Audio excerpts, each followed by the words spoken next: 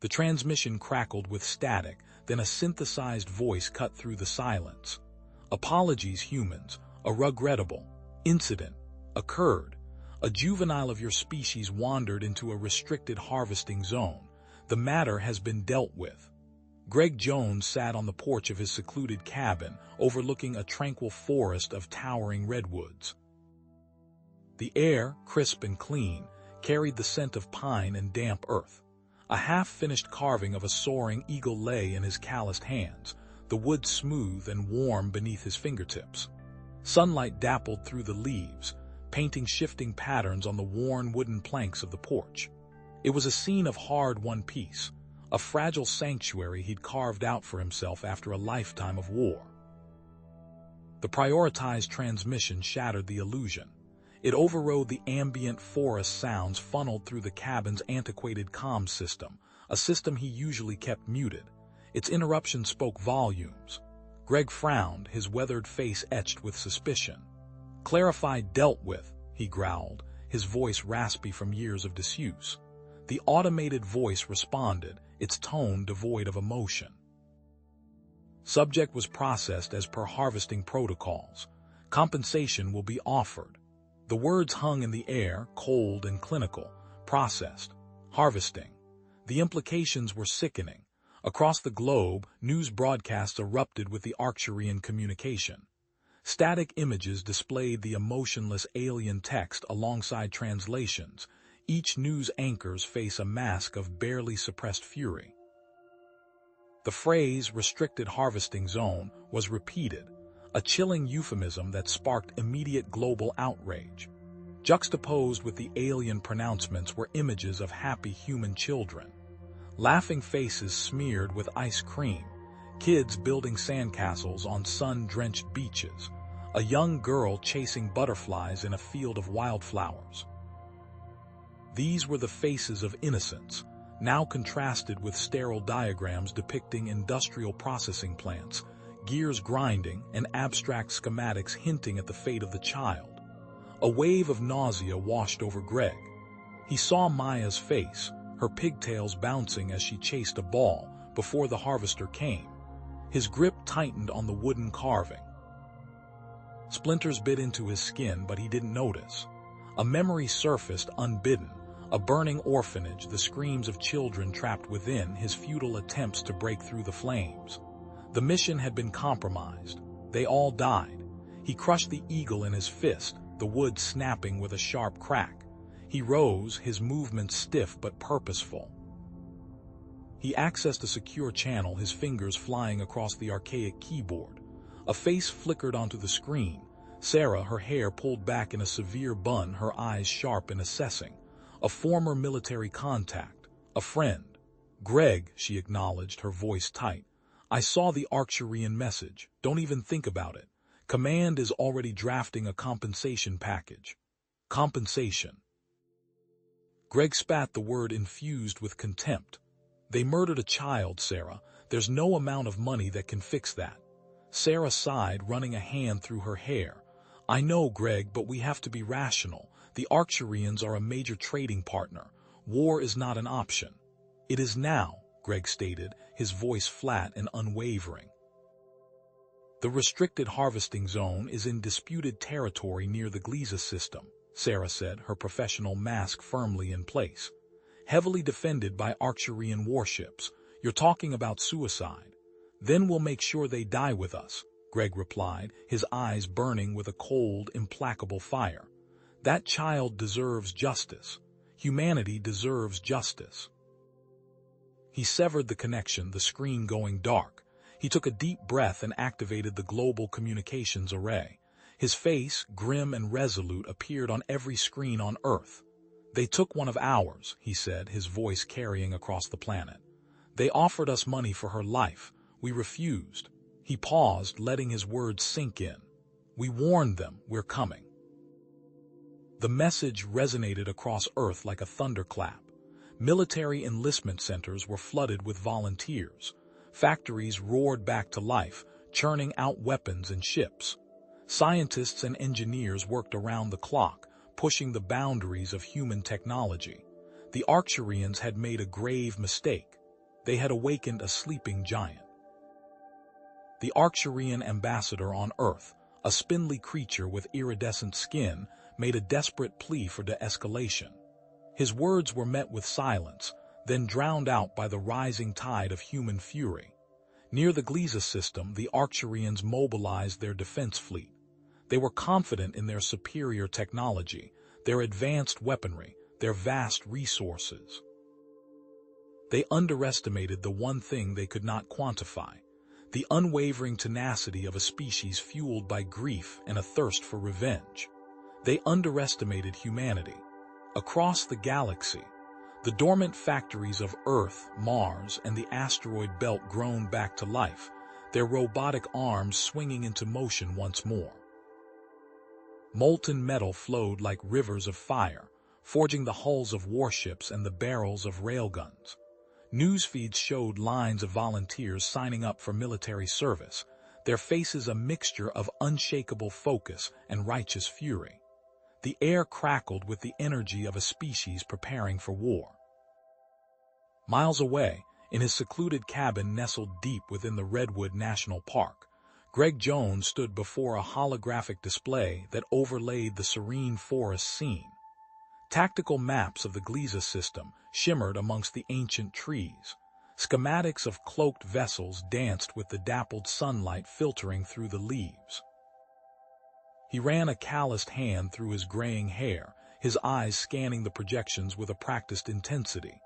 A flicker of memory, a dusty street, the acrid smell of burning plastic, the high-pitched screams of children threatened to overwhelm him. He slammed the memory shut, forcing himself to focus on the present. He wouldn't fail again. Not this time.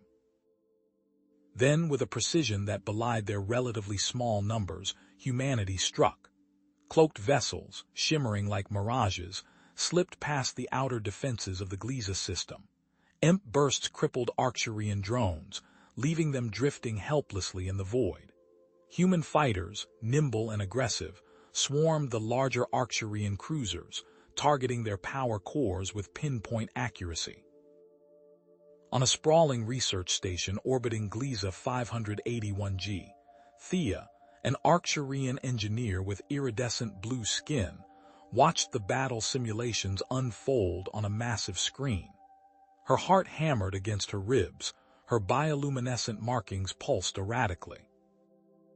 The sleek, elegant designs of her people's warships were being systematically dismantled by the seemingly crude, yet brutally effective, human tactics.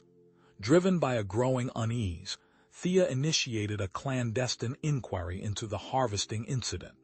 Her fingers danced across the console, bypassing security protocols with practiced ease. She navigated through layers of restricted data, her anxiety mounting with each passing moment. Then she found it. Inconsistencies in the harvester's maintenance logs, subtle anomalies in the calibration of the energy dampeners, unexplained fluctuations in the harvesting beam. These weren't accidental malfunctions, they were deliberate modifications. Father. The memory surfaced unbidden. Thea, a young initiate listening to her father, a high-ranking Arcturian official, lament the increasing pressure to meet resource quotas. The Council demands more, Thea. More energy, more minerals, more. Everything. We must find ways to be more efficient, even if it means taking risks. The risks, Thea realized with a sickening lurch, were being borne by others. The logs painted a clear picture: systemic negligence in harvester maintenance, all to maximize resource output and appease the insatiable demands of the Arcturian Council. Back on Earth, Arcturian High Command stared in disbelief as their defense grid crumbled. Their initial assessment of humanity's capabilities, a minor, localized threat, had been catastrophically wrong. Thea delved deeper, uncovering encrypted communications indicating that the Arcturian government was actively suppressing information about the malfunctioning harvester, diverting blame and minimizing the incident. Greg, reviewing battle reports from the Gliese breakthrough, felt a knot of unease tighten in his stomach. The initial victory was undeniable, but the long-term sustainability of the assault remained a question mark. "We hit them hard," he muttered to Sarah, his AI companion. "But for how long?" Knowing she was walking a razor's edge, Thea reached out to a sympathetic alien species, the ZZ-Glorg, a silicon-based lifeform known for their neutrality and their mastery of encryption technology. Using a secure channel, she arranged for them to relay a heavily encrypted message to the human fleet, bypassing Arcturian surveillance.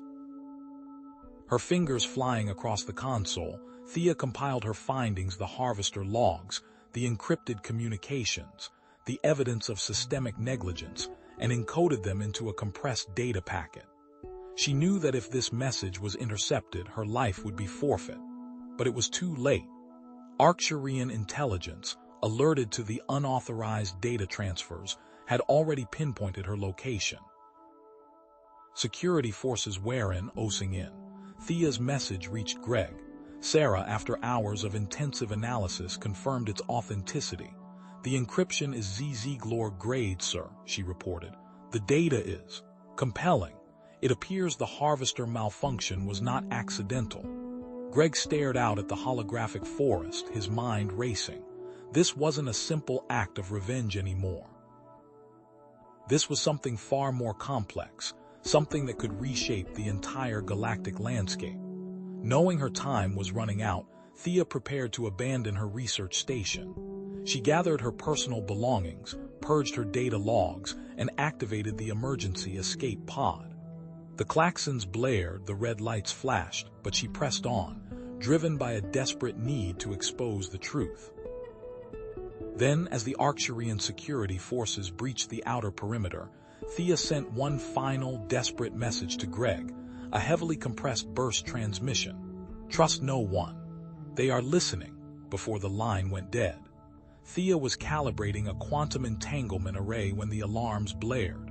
Red light pulsed through the research station, bathing the pristine white corridors in a bloody glow. Before she could react, the door to her lab bucked inward, splintering into shards of plasteel. Arcturian security forces, clad in black exosuits, swarmed the room, their energy rifles humming with lethal intent. She scrambled back, knocking over a console, sparks flying as its delicate circuits overloaded. Resistance was futile. Within seconds, she was pinned to the floor, her wrists locked in energy cuffs. The Arcturians moved with practiced efficiency, seizing her data logs and disabling the station's communication array. Greg's fingers tightened around the worn leather of his command chair as a garbled message flashed across his screen. "Compromised. Thea. Data." The transmission cut off abruptly, leaving a static-filled void. His gut clenched. Thea, captured. He immediately activated the internal comms. "Security, isolate Sarah Lewis. I want her in holding cell Delta 9 immediately."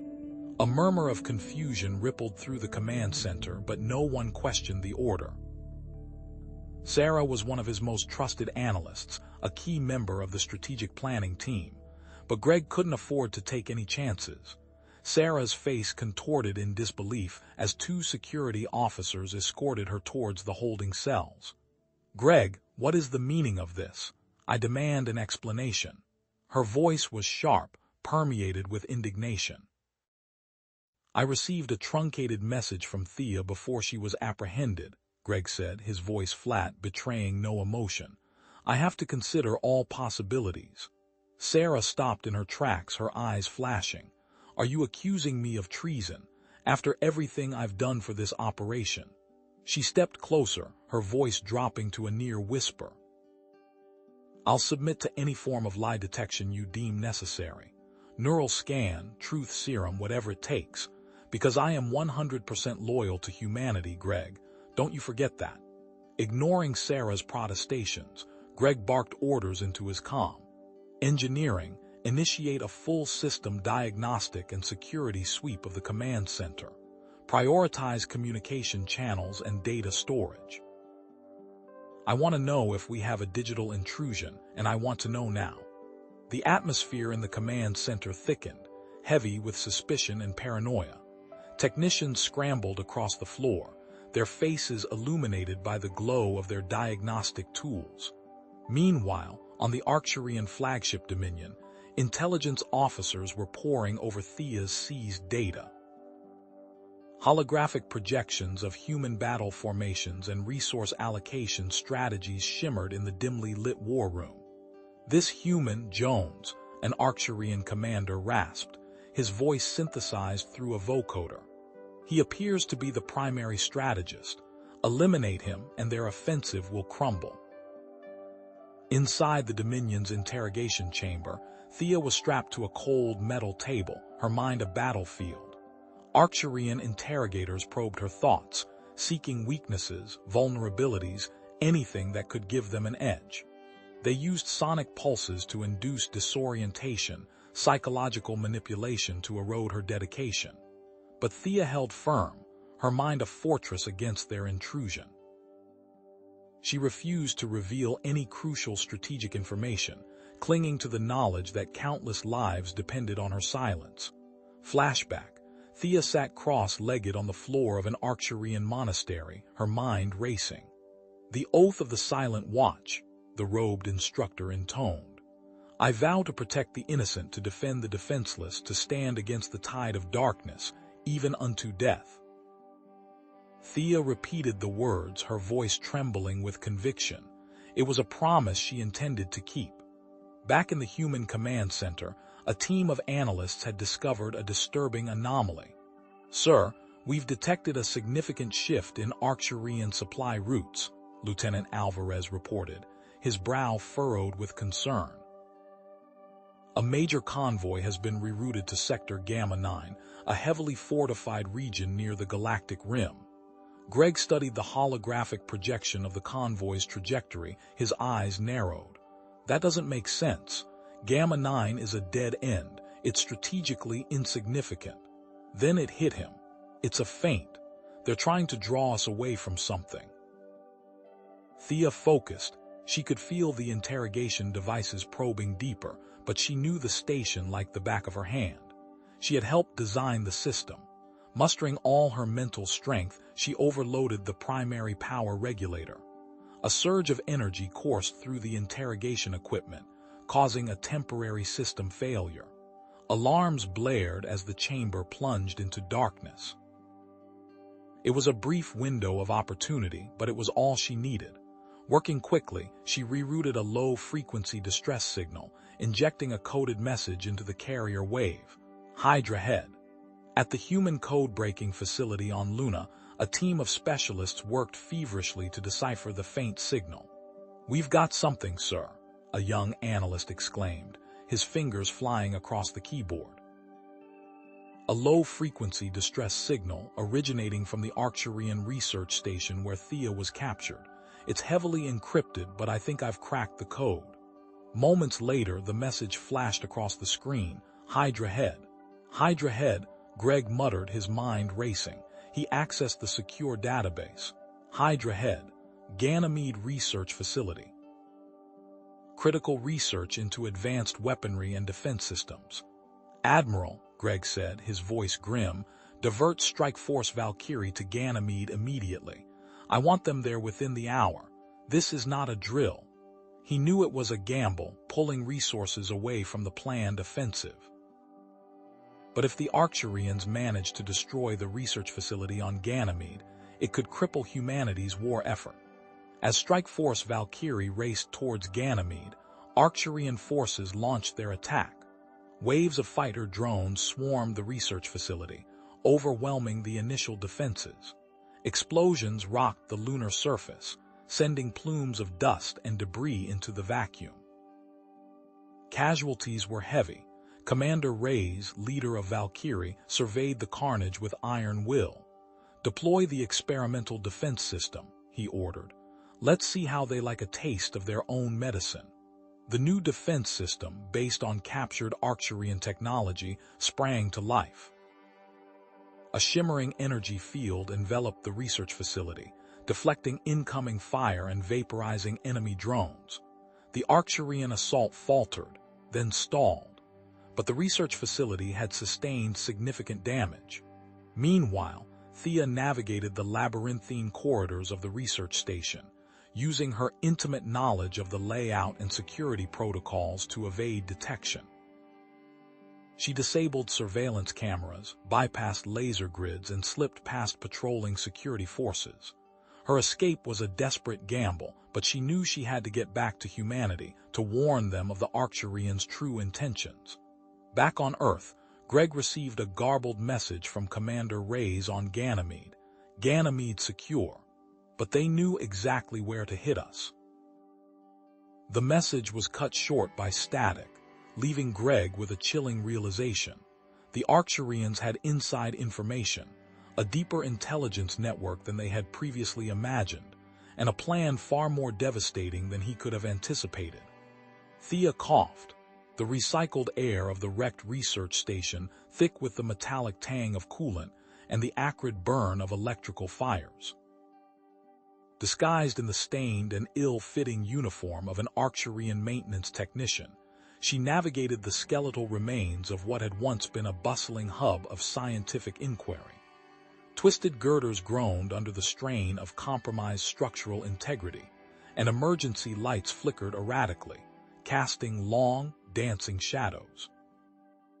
Her heart hammered against her ribs with each echoing footstep. Discovery meant certain death, but the child deserved justice. She reached the designated access panel, its scorched surface a testament to the Arcturians' thoroughness. With trembling fingers, she manipulated the release, revealing a hidden compartment. Inside, nestled amongst fried circuitry, was the data chip. A surge of relief washed over her, quickly followed by a chilling wave of willpower. This tiny sliver of silicon held irrefutable proof. The harvester's malfunction had been deliberate, an act of calculated sabotage masked as an accident. Meanwhile, in a sterile conference room on Luna, Greg leaned forward, his gaze unwavering as he addressed Sarah. "Tell me again about your interactions with the Arcturians before the incident." His voice was low, a predator testing the strength of its prey. Specifically, any offers they made, any inducements. Sarah shifted uncomfortably, her eyes darting nervously around the room. "I told you I barely knew them. I presented my research at a conference and one of their diplomats, Counselor Vorlag, expressed interest. He offered a grant, a substantial one, to continue my work on xenolinguistics. In exchange for what?" Greg pressed, his voice like steel. "In exchange for progress reports, just keeping him informed of my findings." Sarah wrung her hands, her voice barely a whisper. Greg nodded slowly, his expression unreadable. "I want Vorlag investigated. Every communication, every transaction, every shadow he's cast on Earth. Leave no stone unturned." He turned to Colonel Evans, his second in command. "I want to know what kind of game this diplomat was playing." On Ganymede, Dr. Aris, his face etched with fierce dedication, surveyed the devastation. "They knew exactly what they were doing," he muttered, his voice barely audible above the whine of the repair drones. "They targeted Lab 7, nothing else mattered." He turned to a junior researcher, his eyes blazing with intensity. "Tell me again, what was in Lab 7? "The quantum entanglement communicator, Doctor, the prototype. It was almost ready." The researcher's voice cracked with emotion. Doctor. HBACK. Dr. Aris stood before Greg, a holographic projection of the quantum entanglement device shimmering between them. "This, Greg, is a game changer. Instantaneous communication across any distance, undetectable by conventional means. It would allow us to coordinate our defenses, to anticipate their moves, to fight back effectively." Greg studied the intricate device, his mind racing with possibilities. How close are we? Weeks, maybe months, but once it's operational, the Arcturians won't know what hit them. End flashback. Greg's fist slammed against the table, the sound echoing in the sterile conference room. They didn't just want to stop us from using it. They wanted the technology. They needed it to disrupt our command and control, to isolate our forces, to cripple us. He looked around the table, his gaze hardening. "They want to blind us, then bleed us dry. We feed them something else, Greg said, a grim smile playing on his lips. Something tasty. He turned to Colonel Evans. Operation Trojan Horse. I want Sarah put under surveillance 24/7. But let her make contact. Let her feed them the information they want. Deep within the shattered remains of the research station, Thea hugged the shadows, her Arcturian disguise offering little protection against the ever-present patrols. She reached a pre-designated rendezvous point, a hidden comms terminal salvaged from the wreckage.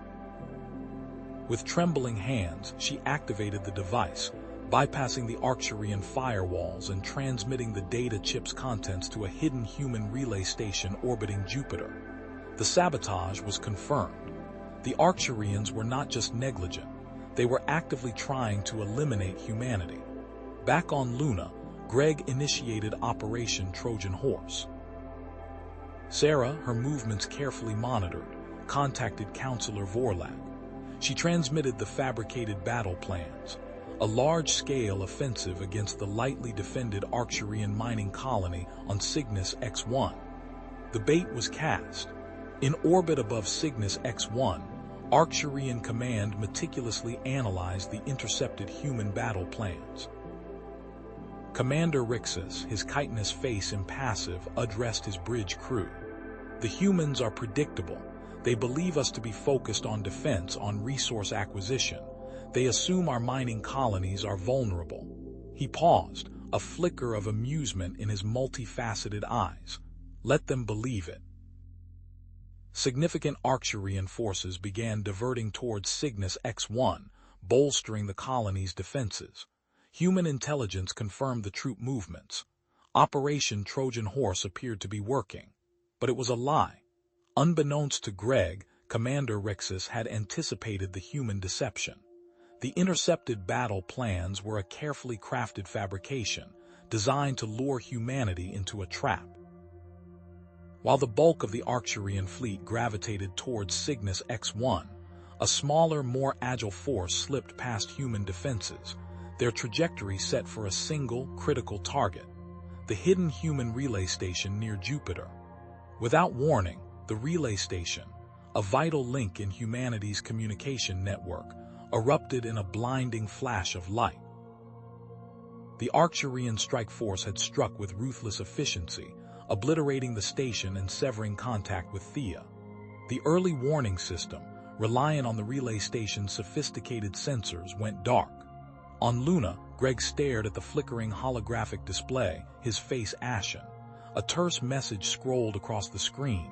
Relay station Omega destroyed. Contact lost with operative Thea. Long-range sensors detecting massive Arcturian fleet bypassing defenses. Trajectory, Earth. On Earth, the news rippled like a shockwave. The Arcturian fleet, no longer a theoretical threat, was real, approaching, and hungry. Panic blossomed in the streets. Faces, glued to public holo screens, reflected the grim countdown. Supermarkets were stripped bare. Traffic snarled as people desperately tried to flee to perceived safe zones, only to find them already overflowing. Global mobilization commenced with a fervor unseen in centuries. Recruitment centers, once quiet outposts, became hives of activity, lines snaking around city blocks. Young and old, men and women, all driven by a primal urge to defend their home, volunteered for military service. Factories that once churned out consumer goods now roared with the production of weapons and defense systems. Old warships were pulled from mothballs, dusted off, and refitted with the latest technology. Patriotic anthems blared from every speaker, a desperate attempt to unify a planet teetering on the brink of chaos.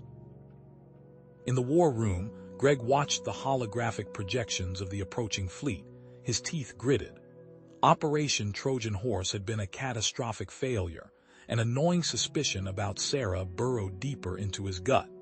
Her calm demeanor, her unwavering confidence, now seemed like a carefully constructed facade. He replayed their conversations in his mind, searching for clues, for any hint of deception. It was a feeling he couldn't shake, the same icy dread he'd felt before ambushes on forgotten battlefields. "Get me Sarah," he barked, his voice raspy. "I want her in custody now, high priority, use extreme prejudice if necessary." But Sarah was gone. Like smoke in the wind, she'd vanished from her apartment, leaving behind no trace. The surveillance logs were wiped clean. It was a professional job, too clean. She was a ghost, a phantom, and the realization hit Greg like a physical blow. He'd been played. Analysis of the attack on the relay station painted a grim picture. The Arcturians hadn't just used cloaking technology. They deployed a new variant, one that masked not only visual and sensor signatures, but also quantum entanglement. It was a technological leap that had caught humanity completely off guard. In labs across the globe, human scientists worked around the clock, fueled by caffeine and desperation, to develop countermeasures. They pushed the boundaries of known physics, tearing apart theories and rebuilding them from scratch. But time was a luxury they didn't have. The Arcturian fleet was closing in, each passing hour bringing Earth closer to the brink. Then came the chilling revelation. The Arcturian fleet's primary target wasn't just Earth. It was Earth's primary quantum entanglement research facility, nestled deep beneath the mountains of Geneva. A single, devastating strike and humanity would lose its ability to communicate faster than light. Earth and its colonies would be isolated, vulnerable, easy prey. Understanding slammed into Greg with the force of a physical blow. This wasn't just about retribution. It was about crippling humanity, cutting them off from the rest of the galaxy. He needed to buy Earth time, a chance to prepare its defenses, to find a way to fight back. He needed a diversion. "I want a strike force assembled," he announced, his voice devoid of emotion. A small, highly skilled team, their target the Arcturian homeworld. A collective gasp filled the war room. It was a suicide mission, pure and simple. The strike force would be heavily outnumbered, facing the full might of the Arcturian defenses. But it was the only chance, a desperate gamble to draw the fleet away from Earth. Far above, orbiting the ruined relay station, Thea coughed, the metallic tang of blood filling her mouth. The station was a graveyard of twisted metal and flickering emergency lights. She was alone, stranded with little hope of rescue. But Thea was nothing if not resourceful. She scavenged for supplies, rationing the meager food and water she found. Her primary goal, find a way to contact Greg. Deep within the wreckage, she stumbled upon a hidden compartment. Inside, she found an emergency communication beacon, a relic from a bygone era.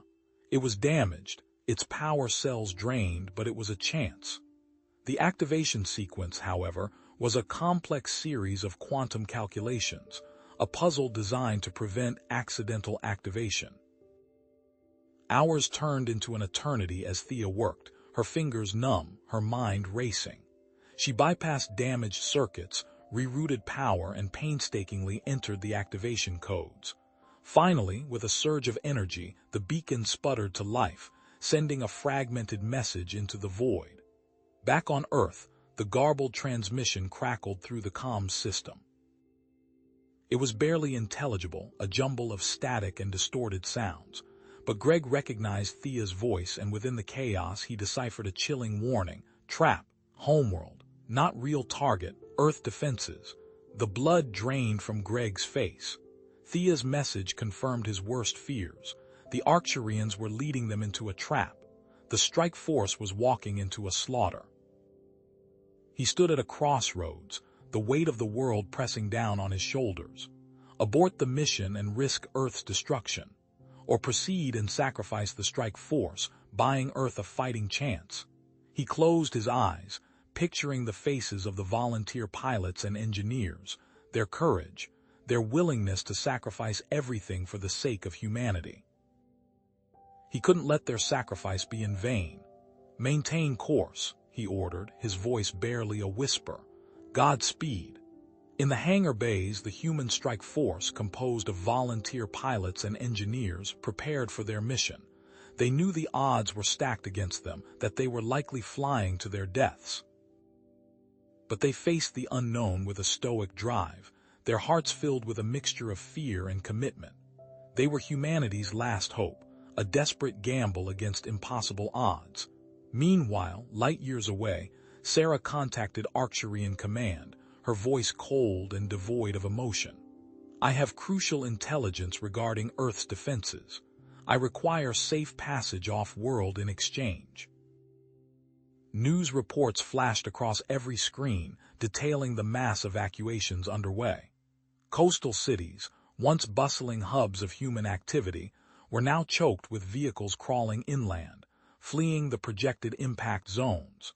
Makeshift shelters overflowed, the air thick with the stench of fear and desperation. A young mother clutched her child, her eyes glued to the sky, searching for any sign of the impending doom. An old man, his face etched with the wisdom of a long life, stared blankly ahead, resigned to his fate. High above, Earth's orbital defense grid activated. Automated railguns, powered by massive solar arrays, tracked the incoming Arcturian fleet. Energy weapon platforms, humming with stored power, stood ready to unleash devastating blasts. The combined might of human ingenuity, a desperate gamble against an overwhelming force. The first Arcturian scout ships, sleek and menacing, pierced Earth's atmosphere. They danced through the upper layers, testing the defenses, probing for weaknesses. A volley of railgun projectiles streaked across the void, intercepting the scouts with pinpoint accuracy. Explosions rippled through space as the alien ships were vaporized, their burning wreckage scattering across the sky. But the main Arcturian fleet, a vast armada of warships, remained on course, an inexorable tide of destruction. In a dimly lit hangar, Greg stood before a squadron of pilots, their faces grim but resolute. "You know the risks," he said, his voice hoarse but firm.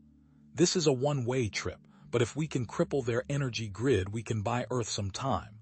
Time to evacuate, time to prepare. Your sacrifice will not be in vain." He looked into each of their eyes, searching for any sign of doubt or fear. He found only persistence.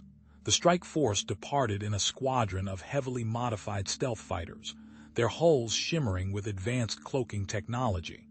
They slipped through the orbital defenses, hugging the curvature of the Earth, then accelerating towards the vast expanse of space, heading towards the Arcturian homeworld, a desperate gamble against impossible odds.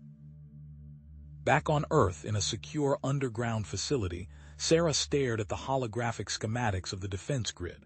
Her hands trembled as she input a series of commands, creating blind spots in the system, vulnerabilities for the Arcturian fleet to exploit. "I'm sorry," she whispered, her voice barely audible. "I have no choice." Arcturian fighters, guided by Sarah's intel, exploited these blind spots, launching a surprise attack on key defense installations. The Quantum Entanglement Research Facility in Geneva, a vital link in Earth's faster-than-light communication network, came under heavy assault. Energy blasts tore through the facility, shattering windows and igniting fires.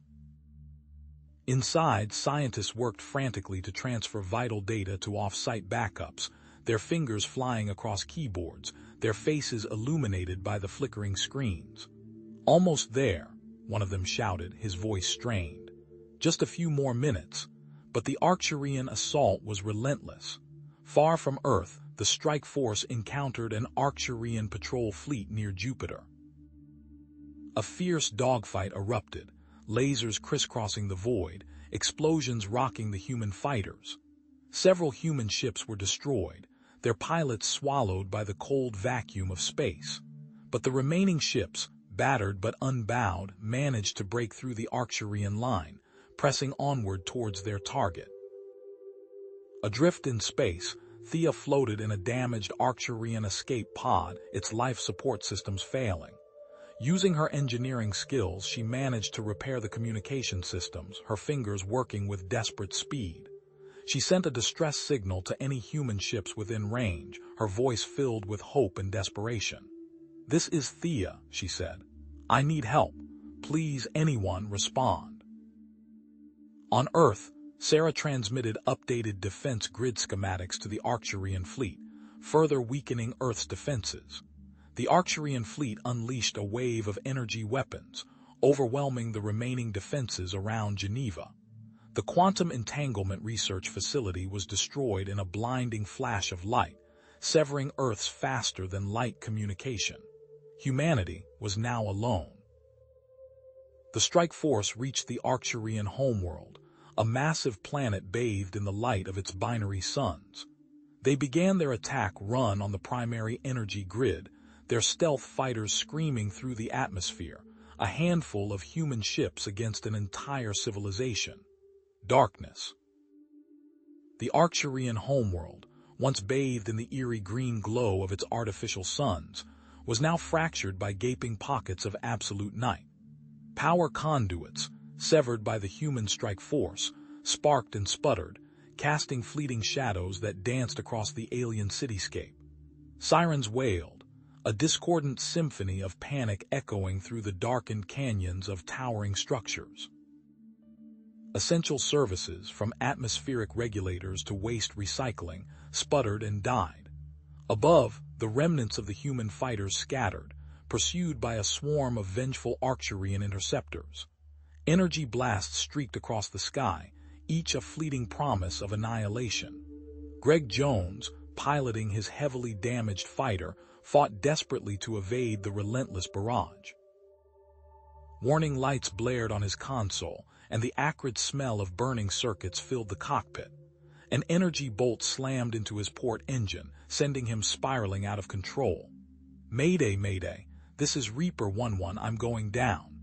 Greg shouted into the comms, his voice tight with adrenaline. He wrestled with the controls, desperately trying to regain control, but it was no use. The fighter plunged through the atmosphere, a burning meteor hurtling towards the icy plains below.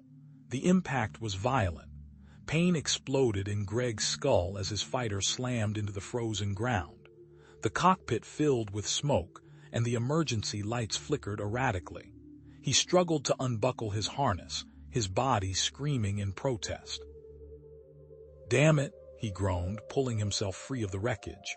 "Not how I planned to spend my Tuesday." Most of the strike force was gone. A handful of pilots, their fighters battered and limping, managed to escape back to Earth, carrying with them tales of the daring raid and the devastating blackout. But the victory felt hollow. Back on Earth, news of the successful attack on the Arcturian homeworld was initially met with jubilation. Cheers erupted in the streets, and flags waved defiantly in the wind. But the euphoria was short-lived. A grim-faced General Williams appeared on global news channels. "I regret to inform you that our quantum entanglement facility has been destroyed," he announced, his voice heavy with sorrow. "We have lost all faster-than-light communication with our colonies and allied systems." Panic gripped the planet. The lifeline to the stars severed. Governments declared a state of emergency, and martial law was imposed in many major cities. The familiar hum of civilization was replaced by the ominous silence of uncertainty. Meanwhile, investigations into the destruction of the quantum entanglement facility revealed a shocking truth. Sarah, the scientist with access to the facility, had deliberately sabotaged it. Her motives were chilling. Deep-seated resentment towards the government, which she blamed for the death of her family during a resource war, had festered into a burning desire for revenge. She believed that humanity was inherently flawed, that only through subservience to a superior power could it survive the coming storm. Thousands of kilometers away, Thea watched the news reports with growing horror. She had to do something. She accessed a secure terminal and brought up a schematic of Greg's fighter. A faint signal pulsed from a hidden tracking device she had implanted before he left, a precaution she couldn't explain even to herself. "He's alive," she whispered, a surge of persistence coursing through her veins. Defying direct orders, Thea stole a small Arcturian reconnaissance ship, a sleek, agile vessel designed for scouting and surveillance. "I'm sorry," she murmured to the empty hangar, but I can't stand by and watch him die. Greg, shivering in the sub-zero temperatures, stumbled across a peculiar structure half buried in the ice. It was an Arcturian research facility, its entrance concealed beneath a thick layer of snow. He managed to force his way inside, finding himself in a vast underground complex filled with humming machinery and strange energy conduits. He quickly realized what it was: a facility dedicated to developing advanced energy weapons, technology the Arcturians were deliberately hiding from the galactic community. A high-pitched whine filled the air. Greg turned to see a massive energy shield shimmering into existence, sealing off the entire facility.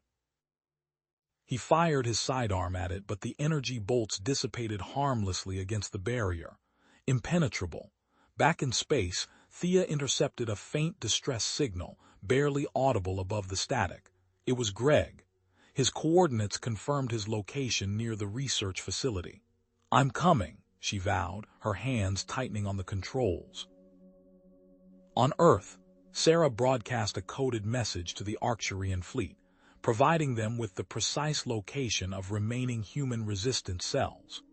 The Arcturian fleet, emboldened by the destruction of the quantum entanglement facility, began targeting these cells with ruthless efficiency, further weakening Earth's ability to fight back.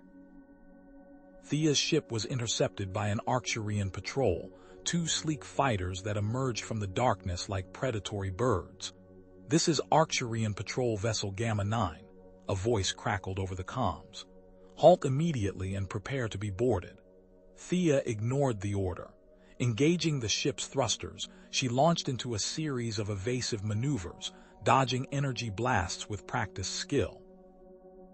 A desperate dogfight ensued, the fate of Greg and perhaps humanity hanging in the balance. She managed to evade the patrol, but not without cost. Energy bolts ripped through her ship's hull and warning lights flashed across the console. "Shields at 14%, the computer warned. "Hull integrity compromised. Power levels critical." The ship began to lose power, drifting helplessly through the vast emptiness of space. The cold bit through Greg's tattered flight suit, each gust of wind a fresh assault. He coughed, the metallic tang of blood coating his tongue.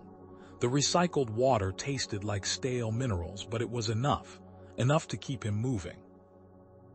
He scanned the wreckage of his fighter, his gaze settling on a panel ripped loose from the console. Salvageable. He pried it open, his fingers numb, and extracted a handful of power cells. As he worked, he noticed something odd. A faint energy signature, almost imperceptible, emanating from the rocks near the Arcturian research facility. It pulsed with a rhythm that felt artificial. He moved closer, his hand resting on the hilt of the salvaged vibro knife.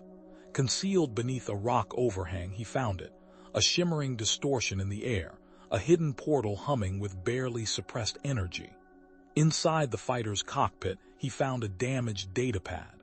The screen flickered erratically, displaying fragmented schematics. He focused on the energy shield diagram, his eyes scanning for vulnerabilities. There it was, a highlighted frequency, a resonance point. Exploit it and the shield might just crack. A tremor shook the ground. In the distance, a plume of smoke billowed into the alien sky. Another crash. Thea regained consciousness with a gasp. Acrid smoke filled the cockpit, stinging her eyes.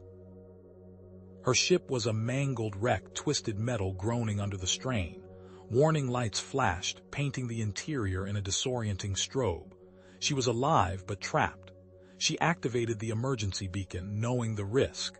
Every pulse was a signal, a desperate plea, and a potential death sentence. Thea didn't have to wait long. A guttural growl echoed from the shadows. 3 creatures emerged, their chitinous bodies glistening in the dim light. They were indigenous to this world, their eyes burning with a cold, predatory intelligence. They advanced, weapons drawn. Thea grabbed a damaged Arcturian pulse rifle, its casing cracked and sparking. She fired a single shot into the ground, the energy blast leaving a smoking crater. The creatures recoiled. She quickly recalibrated the weapon, modifying its targeting matrix. She aimed at a distant rock formation, firing again. This time the blast selectively disintegrated the rock, leaving the surrounding vegetation untouched. She looked at the creatures, then back at the modified rifle, a shared enemy, a potential alliance. On Earth, the news broadcasts showed long lines outside rationing centers. Families huddled together in bomb shelters, their faces etched with fear. The Arcturian blockade was tightening its grip. In the communication center, technicians swarmed around the damaged FTL transmitter. Sparks flew as they desperately tried to reroute circuits, bypass damaged components. Sarah's sabotage had been thorough, insidious. The news of Sarah's betrayal spread like wildfire. Initial shock gave way to a cold, burning rage. She chose them over us. A technician snarled, smacking his head on a console. Then let's show those Arcturian bastards what human grit really means. Greg picked up the faint signal, Thea's beacon. It was weak, barely audible above the background static. He knew it was a trap, a lure to draw him out, but he couldn't ignore it, not Thea. He checked his salvaged pulse rifle, loaded a fresh power cell. Time to dance with the devil. He moved through the alien landscape like a ghost, his senses heightened, his movements fluid and silent. He used the sparse vegetation and the jagged terrain to his advantage, slipping past Arcturian patrols, a shadow among shadows. Thea offered one of the creatures the modified rifle. It examined the weapon, its multifaceted eyes gleaming with understanding. It grunted, then gestured towards a dark opening in the rock face. A tunnel, a path. The air grew heavy, the ground vibrated with approaching footsteps. The Arcturian patrol was closing in, drawn by the beacon's signal. The creatures tensed, their claws extended, ready to fight. Greg burst from the shadows, firing a volley of pulse rounds. The Arcturian patrol scattered, caught by surprise. He tossed a salvaged grenade, the explosion creating a blinding flash and a cloud of choking smoke. "Thea, now!" he yelled, his voice hoarse. Thea and the creatures scrambled into the tunnel, disappearing into the darkness. Greg laid down suppressing fire, keeping the Arcturians at bay. He retreated, diving into the tunnel just as the Arcturian reinforcements arrived. Pulse fire ripped through the air, illuminating the entrance. Greg and Thea met in the darkness, a brief, wordless exchange of relief. But their respite was short-lived. The sound of approaching Arcturian troops echoed through the tunnel. They emerged into a small cavern, the creatures flanking them, weapons raised. The Arcturians poured into the cavern, their weapons spitting energy. The battle was joined. As they fought, one of the creatures chittered urgently, pointing towards a narrow crevice in the cavern wall, a hidden passage leading deeper into the mountain. "Facility," Thea translated, her voice strained. "Entrance." Hidden, the tunnel air hung thick and cold, each breath a rasp in Greg's throat. Water trickled down the slick rock walls, echoing the frantic skittering of the indigenous creatures leading their desperate flight. Thea's hand brushed his arm, a silent reassurance in the oppressive darkness. The lead creature chirped, halting abruptly before a seemingly solid wall. This is the way." Greg asked, his voice low, doubting. Thea examined the surface, a faint seam barely visible in the dim light. It's shielded, a hidden entrance, but she paused, her brow furrowing. It requires a specific Arcturian energy signature to unlock. Without it, we're stuck. Greg cursed under his breath. "So, we need to go back out there." "Not necessarily," Thea said, her eyes gleaming with a spark of tenacity. "We need to acquire one." Her gaze drifted towards the distant sounds of the Arcturian patrol, their heavy boots thudding against the metal floor. Someone needs to get close enough to scan their equipment. Greg's mind focused. "I'll go." His special forces training hadn't entirely deserted him, even after all these years. Stealth was still a language he spoke fluently. Thea nodded, already turning her attention to the scavenged fighter parts. "I can modify one of the disruptors to scramble their long-range sensors. It will give you a window." Her hands moved with practiced speed, rerouting power conduits and calibrating frequencies. Just enough cover to get in, get the signature, and get out. An hour later, cloaked in shadow and fueled by unyielding commitment, Greg moved like a ghost through the Arcturian facility. The modified disruptor emitted a low hum, a silent promise of interference. He stalked the patrol, his senses honed, adrenaline sharpening his focus. He waited for the opportune moment, a blind corner, a momentary lapse in vigilance, then struck. A swift takedown, a snatched energy signature device, and he was gone again, melting back into the darkness. But as he slipped away, a flicker on the device's screen caught his eye. A new type of sensor reading. Arcturian. Biosignatures, human biosignatures. He relayed the information to Thea, his voice tight with urgency. They're developing new sensors, ones that can detect us. Thea swore in Arcturian, a string of guttural sounds that conveyed her frustration. Damn it, it's still in the prototype phase, but it won't take them long to deploy it. She worked feverishly, her fingers flying across the salvaged tech. I can create a temporary countermeasure, a dampener that will mask our genetic markers. For a while, but it's a stopgap, nothing more. They reached the hidden entrance, only to find it wasn't as hidden as they'd hoped. A heavily guarded security checkpoint blocked their path, 2 Arcturian soldiers standing sentinel before a shimmering energy field. The indigenous creatures, understanding the situation, chittered amongst themselves. With a final, determined shriek, a dozen of them darted from the shadows, launching themselves at the guards. The Arcturians roared in surprise, their weapons firing wildly as the creatures swarmed them, a chaotic blur of claws and teeth. Now, Greg yelled, activating the stolen energy signature device. Thea adjusted the dampener, bathing them in a field of interference. They sprinted towards the checkpoint, Greg holding his breath, expecting the alarm to blare at any moment. The energy field flickered, then dissolved as the Arcturian signature took hold. They slipped through, unnoticed, into the darkness beyond. Just as they caught their breath, a burst of static filled the air. Thea scrambled to adjust her makeshift comm system. A fragmented voice, distorted but recognizable, crackled through. Earth. Sensors. Bio. Signature. Counter. Measures. Urgent. It's a message from Earth, Thea stammered, her eyes wide. They know about the sensors, they're trying to warn us. The urgency in the message was palpable, but before they could decipher more, the signal died, swallowed by the static. As if in response to the failed transmission, the ground trembled. The low rumble grew into a deafening roar. Above them, the facility's lights flickered and died, plunging them into near darkness. Arcturian warships, Thea whispered, her voice filled with dread. They're attacking Earth. Inside the facility, they pressed on, deeper into the labyrinthine corridors. They found what they were looking for, the power source for the energy weapon. A massive chamber filled with pulsing energy conduits, all converging on a central platform. And on that platform, a creature, but not an Arcturian. It was alien, unlike anything Greg had ever seen. Its form was vaguely humanoid, but its skin shimmered with an iridescent light, its eyes large and filled with an unbearable sadness. It was connected to the conduits by a network of wires, its body trembling with the strain. What is that? Greg breathed, horrified. Thea's voice was barely a whisper. That's an empath, a species known for their incredible ability to sense and project emotions.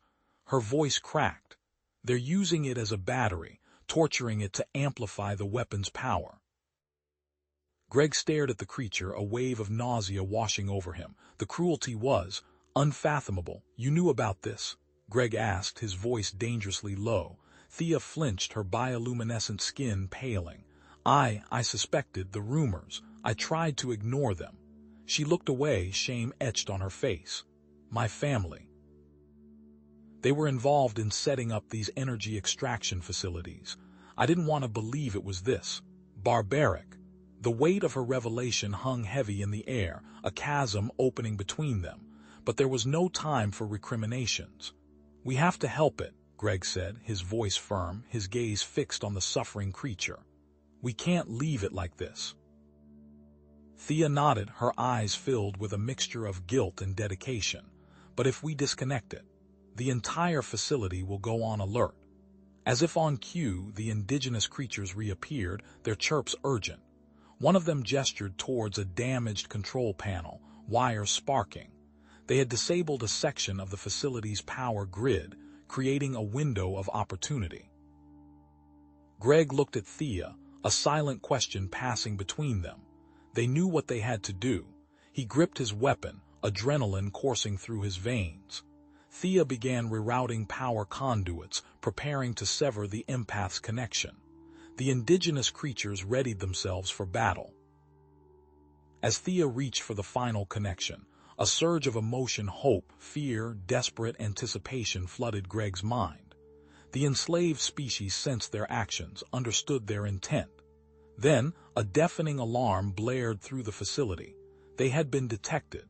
The klaxon blared, a deafening shriek that vibrated through Greg's bones. Red emergency lights strobed, painting the sterile corridors in a hellish glow.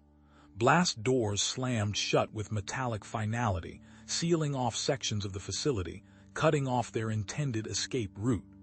A wave of nausea washed over Greg, a psychic pressure that threatened to buckle his knees.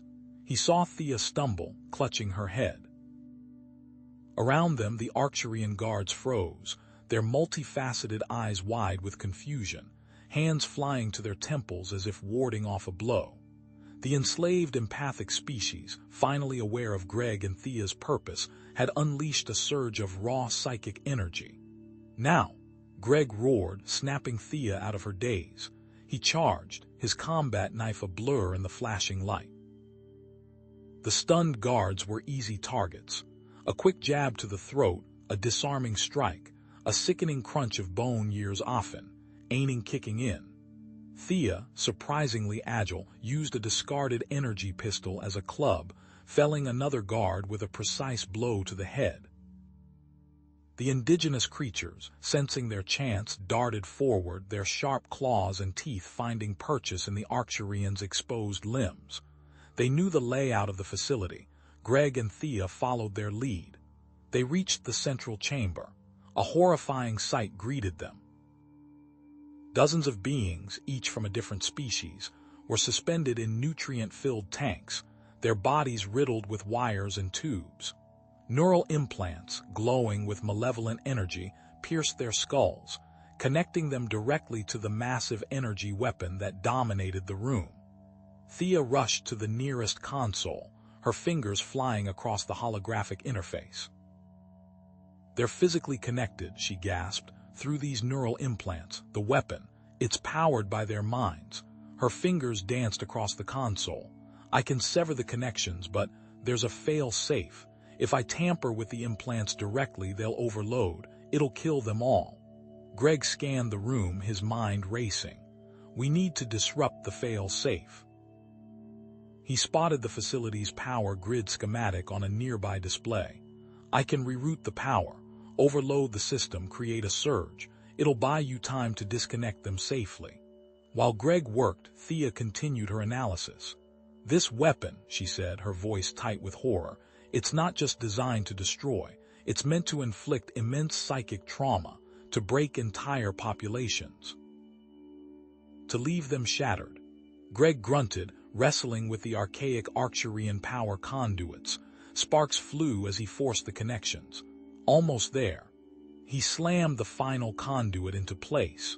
The room flickered, then plunged into momentary darkness before the emergency lights kicked back on, brighter than before. A high-pitched whine filled the air, followed by a screeching alarm unlike any they'd heard before.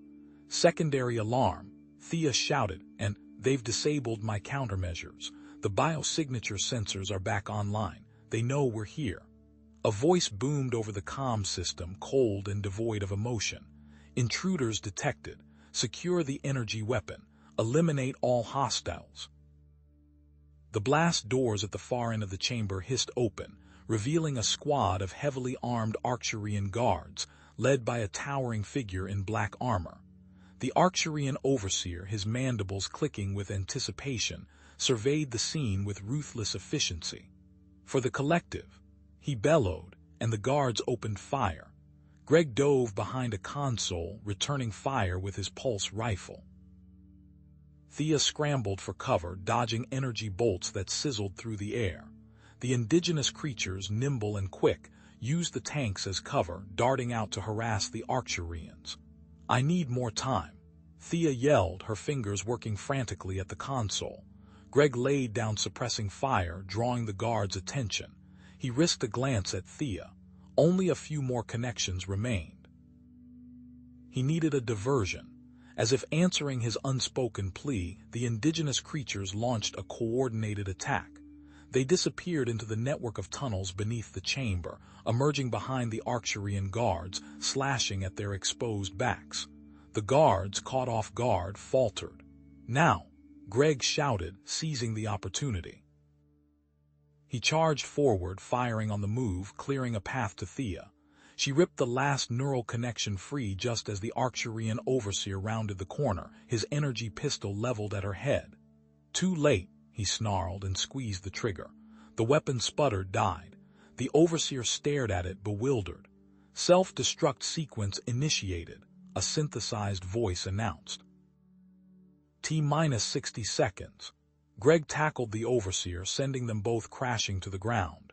Thea, grabbing the arms of the freed enslaved species, urged them towards the tunnels. The indigenous creatures led the way. The chamber began to shake. Warning lights flashed. The countdown ticked relentlessly. Greg rained blows on the overseer's armored face, but the Arcturian was strong, his movements precise and deadly. He blocked a punch, then banged his hand into Greg's jaw. Greg staggered back, dazed. "You cannot stop progress," the overseer hissed, raising his fist for the final blow. The world exploded. A searing wave of heat and force ripped through the chamber, throwing Greg against a wall. The last thing he saw was the overseer, engulfed in flames. He woke to the sound of ringing in his ears and the smell of burning metal.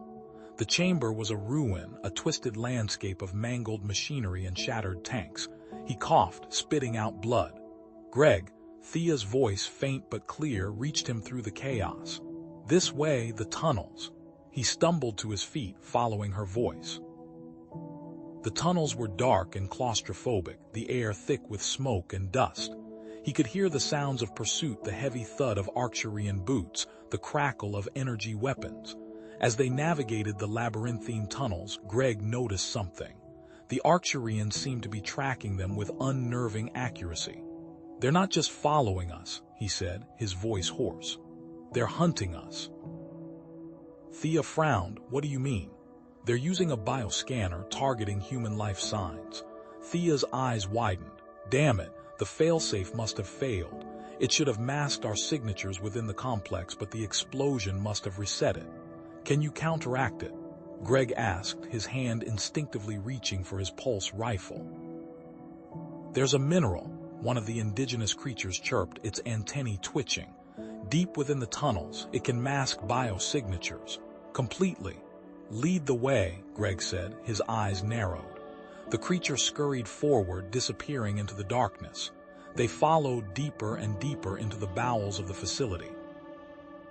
They reached a hidden chamber, its walls shimmering with crystalline formations. The mineral, a rare iridescent substance, pulsed with a faint light. But the chamber was not empty.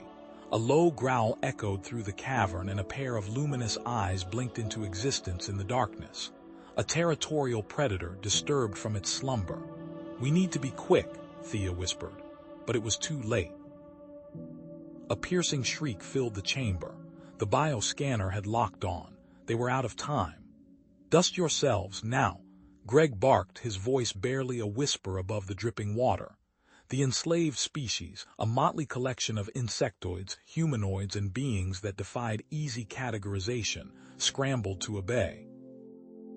The mineral dust, fine as powdered bone, clung to their skin, a gritty film that smelled faintly of ozone and decay. Greg smeared it across his face, the cool dust a stark contrast to the sweat beading on his brow. Thea worked quickly beside him, coating her own iridescent skin. "It'll only buy us a few minutes," she said, her voice tight with urgency. Arcturian bioscanners are sophisticated. Above them, the rhythmic thud of heavy boots echoed through the tunnel. The Overseer's voice, amplified by his suit's comm system, cut through the silence. "Report." A guttural response crackled back. "Life signs, fluctuating, negative, sector clear." A moment of tense silence, then a frustrated roar. "Impossible, rescan." There were dozens. Greg seized the opportunity. "The tunnel supports," he muttered, pointing to a series of corroded metal struts. "They're unstable. The Arcturians weakened them during the mining. Thea, can you trigger a collapse?" Thea nodded, her fingers flying across her wrist-mounted device. A high-pitched whine filled the air, followed by a series of groans and the sickening crunch of metal. Dust rained down from the ceiling. The Overseer's enraged bellow echoed through the tunnels. "Cave in, seal the sector." The collapse bought them time, but it also sealed off their original escape route. Greg cursed under his breath. "Damn it, they'll reroute. We have to keep moving." The indigenous creatures, sensing the shift in the tunnels, began to lead the way, their bioluminescent markings pulsing with increasing speed. They veered off the main path, plunging into a network of smaller, darker tunnels. The air grew thick with the musty odor of ancient stone. The tunnels opened into a vast chamber, its walls covered in intricate carvings that predated the harsh, utilitarian architecture of the Arcturians. Deactivated consoles lined the walls, their surfaces covered in a layer of dust that seemed to hum with dormant energy. This place. It was old, older than anything Thea had ever encountered. "What is this place?" Greg asked, his voice hushed with awe. Thea ran a hand across a console, her eyes wide with wonder. "An ancient defense system," she breathed. "Laser grids, energy barriers. Incredibly advanced technology, but it's all offline. Can you reactivate it?" "Maybe," Thea said, her brow furrowed in concentration. "But the security protocols are complex. I'll need time." "We don't have time," Greg countered, glancing back towards the tunnel entrance. The sounds of the Overseer's pursuit were growing closer. "But we can make some." He pointed to a narrow corridor, barely wide enough for two people to walk side by side. The corridor, the laser grids, set a trap. Thea nodded, her fingers already flying across the console. Greg took point, leading the group into the corridor. The air crackled with static electricity as Thea bypassed the security protocols, one by one. Suddenly, the corridor shimmered with a web of crimson light. Laser grids, invisible to the naked eye, sliced through the air. The Overseer's voice, closer now, echoed through the tunnels. "They're trapped. Seal the corridor." Then screams, the high-pitched whine of energy weapons and the sickening sizzle of flesh. The laser grids were working. A moment later, the lasers flickered and died. The Overseer, his armor scorched and smoking, staggered into the corridor, his face contorted with rage. Several of his guards lay dead or dying, their bodies riddled with laser burns. You will pay for that, human," he snarled, raising his energy weapon. "Not today," Greg growled, firing a series of shots from his pulse rifle. The Overseer ducked behind a shattered console, returning fire. They pressed on, the sounds of the firefight fading behind them. The indigenous creatures led them to a massive underground chasm, spanned by a dilapidated bridge constructed of what looked like woven vines and hardened resin. The chasm stretched into darkness, its depths impossible to discern. The indigenous creatures stopped at the edge of the bridge, their bioluminescent markings flickering erratically. They refused to cross, their bodies trembling with fear. "They sense danger," Thea said, her voice barely audible above the wind whistling through the chasm. "Something's down there." Greg took a deep breath. "We have no choice. We cross." He stepped onto the bridge, testing its stability. The vines creaked and groaned under his weight. He motioned for the freed slaves to follow. As the first few began to cross, a tremor shook the bridge. Cracks spiderwebbed across the vine supports. The enslaved species cried out in fear. From the depths of the chasm, a swarm of insectoid creatures emerged, their chitinous bodies gleaming in the dim light. They were drawn by the energy signatures of the enslaved species, their multifaceted eyes glinting with predatory hunger. The insectoids began attacking the bridge, their mandibles snapping at the vines. The structure swayed precariously. "Thea, get them across."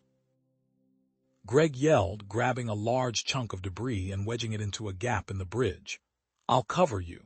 He ripped open a pouch on his belt, scattering the remaining mineral dust into the air. The cloud of dust obscured his heat signature, creating a temporary diversion. Thea and the enslaved species scrambled across the bridge, their movements frantic.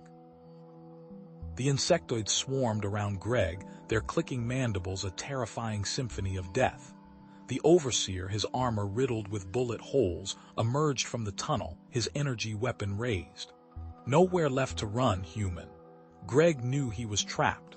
The bridge was collapsing, the insectoids were closing in, and the overseer was bearing down on him. He had one chance. He grabbed a length of broken vine, wrapped it around a jagged piece of debris, and swung it like a grappling hook towards the other side of the chasm. He launched himself into the air, the vine singing as it stretched taut. He slammed into the far side of the chasm, the impact knocking the wind out of him. The vine snapped and the bridge collapsed behind him, sending a cloud of dust and insectoids into the abyss. He looked back. The overseer stood at the edge of the chasm, his face a mask of fury. "This isn't over, human." Greg coughed, spitting out dust. "It is for you," he muttered, turning and following Thea and the freed slaves into a narrow tunnel that led away from the chasm. The tunnel opened into a small chamber where a hidden exit led to the surface. But the exit was guarded by an automated Arcturian patrol drone, its energy weapon humming with power. As they prepared to confront the drone, Thea gasped. "Greg, look." The enslaved species were huddled together, their bodies trembling, but something was different. They were emitting a faint, pulsating light, a coordinated psychic pulse that resonated with the very air around them. The air crackled. A high-pitched whine, almost imperceptible, vibrated through Greg's teeth. The Arcturian patrol drone, previously a steady sentinel in the sky, stuttered mid-air. Its smooth, obsidian surface flickered with internal light as it began to spin erratically, its repulsor lifts fighting for purchase. "A coordinated psychic pulse," Thea murmured, her eyes wide. "Defensive, triggered by their proximity to the energy source. The harvesters." She glanced at the freed species, their faces alight with a mixture of fear and nascent power. The drone, as if in retaliation, stabilized momentarily and emitted a piercing, high-frequency shriek. Greg clenched his teeth against the assault. His vision blurred and his balance wavered. The sound was designed to disorient, to incapacitate, but the freed species seemed unaffected, their eyes glowing faintly as the sonic waves washed over them. "It's a sonic weapon," Greg grunted, fighting to maintain focus. "Damn effective." Thea shook her head, ineffective against them, but it's a precursor. She pointed to several small ports along the drone's undercarriage. "Side dampeners, they'll deploy them if we don't disable it quickly. They suppress psychic abilities, make them docile again." Greg cursed under his breath. He scanned the group. The freed species, energized and emboldened, were still vulnerable. He raised his hand, forming a fist, then pointed at the drone. A series of quick, precise hand signals followed, honed from years of leading special forces teams. Focus, concentrate, overload. He watched as their eyes intensified, converging on a single point on the drone's chassis. The air shimmered. A visible energy, raw and untamed, coalesced around the machine. The drone shuddered violently, sparks erupting from its seams. Then, with a final, ear-splitting screech, it exploded in a shower of metallic fragments. The blast sent a wave of heat and debris through the air. Greg grabbed Thea's arm, pulling her behind a cluster of jagged rocks. "Move, Canyon, now." He barked, gesturing for the others to follow. They scrambled through the uneven terrain, the canyon walls rising around them, offering a semblance of cover. The air grew cooler, the shadows deeper. "They're not just harvesting minerals," Thea said, her voice tight with urgency. "They're after something far more valuable, a rare form of psychic energy. It emanates from the planet's core." "And they're using it for?" Greg asked, his eyes scanning the canyon walls. "To power their advanced technology," Thea replied. "To enhance their own psychic abilities. It's why they've become so dominant." Greg's gaze swept over the freed species, their faces etched with a newfound understanding. That's why they targeted them. Latent psychic abilities, amplified by proximity to the source. They rounded a bend in the canyon and stumbled upon a hidden cave, its entrance almost completely obscured by overhanging rock. Strange markings adorned the walls, unlike anything Greg had ever seen. "Ancient," Thea breathed, tracing a finger across a glyph that resembled a swirling vortex. "Predates both the Arcturians and the previous civilization on this planet." The markings depicted the energy source not as a resource to be exploited but as a sentient entity. Warnings were etched into the stone: "Do not disturb. Do not consume. Imbalance will bring ruin." Thea ran a handheld scanner over the markings, its beam illuminating the intricate details. "The energy source. It's not just energy," she said, her voice hushed with awe. "It's alive. A planetary consciousness." Greg felt a chill run down his spine. He looked at the freed species, their faces alight with a strange mixture of wonder and fear. "All right, listen up," he said, his voice low and urgent. "Minimize your psychic output. We don't want to attract any unwanted attention." But even as he spoke the words, he knew it might be too late. A low murmur rippled through the group. The freed species, empowered by their newfound abilities and the revelation about the energy source, were restless. They wanted to fight back, to protect their planet. Greg hesitated. He'd come here for retribution, for closure, but seeing the fire in their eyes, the raw commitment to reclaim their home. "All right," he said, his voice resolute. "We'll help you, but we do it smart. We use what you have, your abilities, strategically. There's an energy refining facility not far from here," one of the freed species said, their voice a low hum. "We could disrupt their operations, free more of our people." Thea shook her head. "The psi dampeners. If they deploy them on a larger scale, you'll be powerless." Greg nodded. "She's right. Disabling that network has to be our priority. It's a risk, but we have no choice. We need to infiltrate their command center." Suddenly, one of the freed species reached out, their hand gently touching Greg's. A jolt of energy surged through him, a rush of images flooding his mind. He saw a vast, pulsating network, a web of energy cables snaking beneath the planet's surface. He saw something else, something vast and ancient and infinitely powerful, writhing in agony. The vision ended abruptly, leaving Greg disoriented and breathless. He staggered back, his hand flying to his head. "They're not just harvesting energy," he whispered, his voice hoarse. "They're draining the planet dry." "The old tunnels," the freed psychic, a being of shimmering light named Lyra, breathed, her voice echoing in Greg's mind. "They whisper of forgotten things. A path unseen, yet there. A serpent's coil leading to the heart of the machine." Greg turned to Thea, his gaze sharp. "Can you confirm?" Thea accessed the planetary schematics on her wrist console, her fingers flying across the interface. "Lyra's right. Abandoned mining tunnels from the pre-Arcturian era. They intersect with the psi dampener network's power conduits, a potential access point.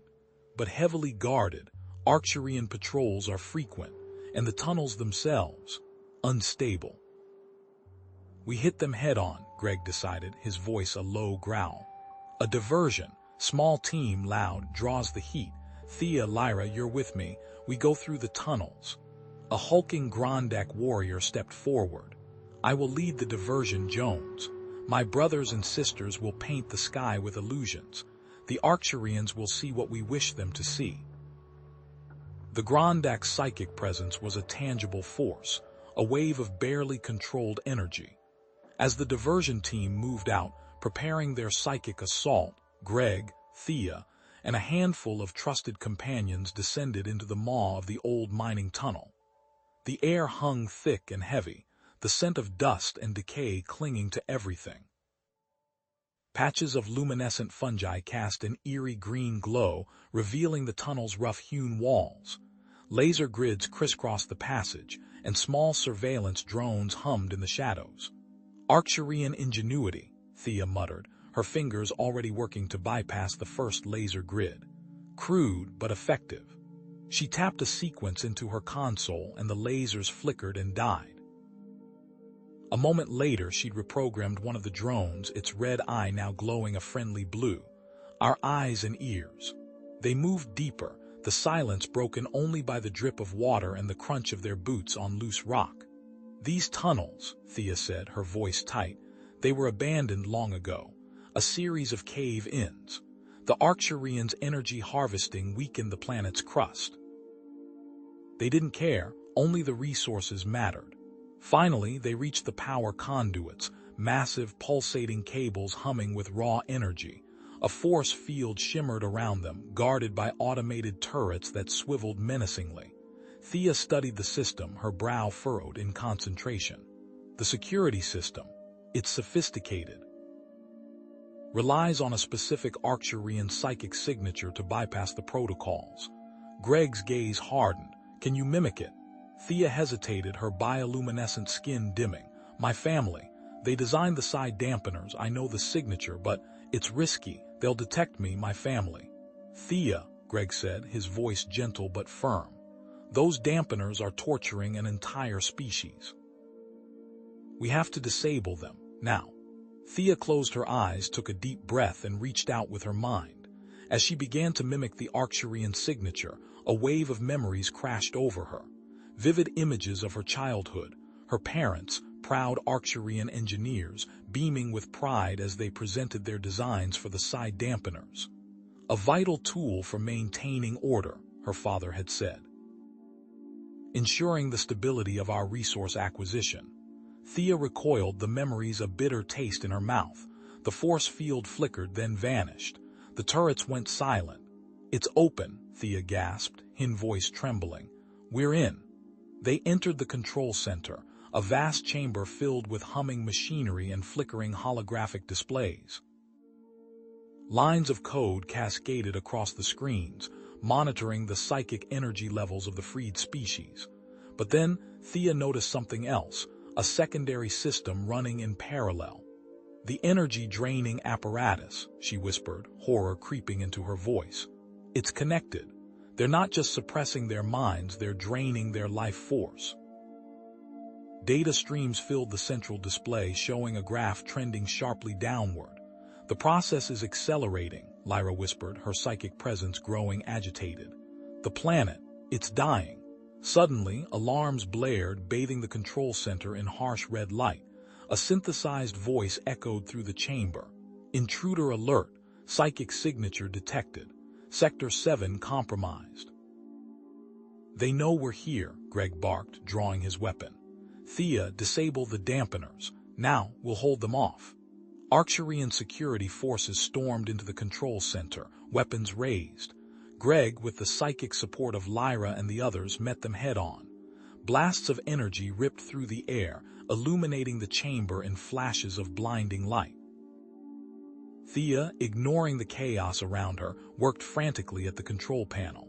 Her fingers danced across the interface, bypassing security protocols and rerouting power. Finally, she hit the override switch. A surge of psychic energy erupted from the control panel, washing over the Arcturian soldiers, overwhelming their senses and sending them crashing to the ground. But the surge also destabilized the control center.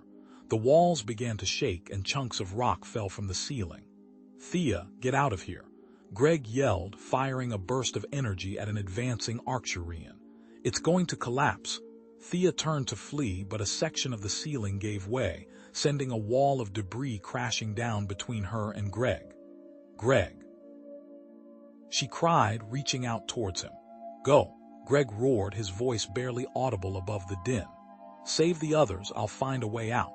Thea, tears streaming down her face, hesitated for a moment, then grabbed the remaining members of the team and fled, the ground shaking beneath their feet. She knew the Arcturians would be searching for them. She also knew she had to return for Greg. But as she escaped into the darkness, she couldn't shake the feeling that she was leaving him behind. Thea's heart hammered against her ribs, a frantic drumbeat against the groaning metal around her. Leave him. The thought was a brand against her conscience. Intel or not, she couldn't.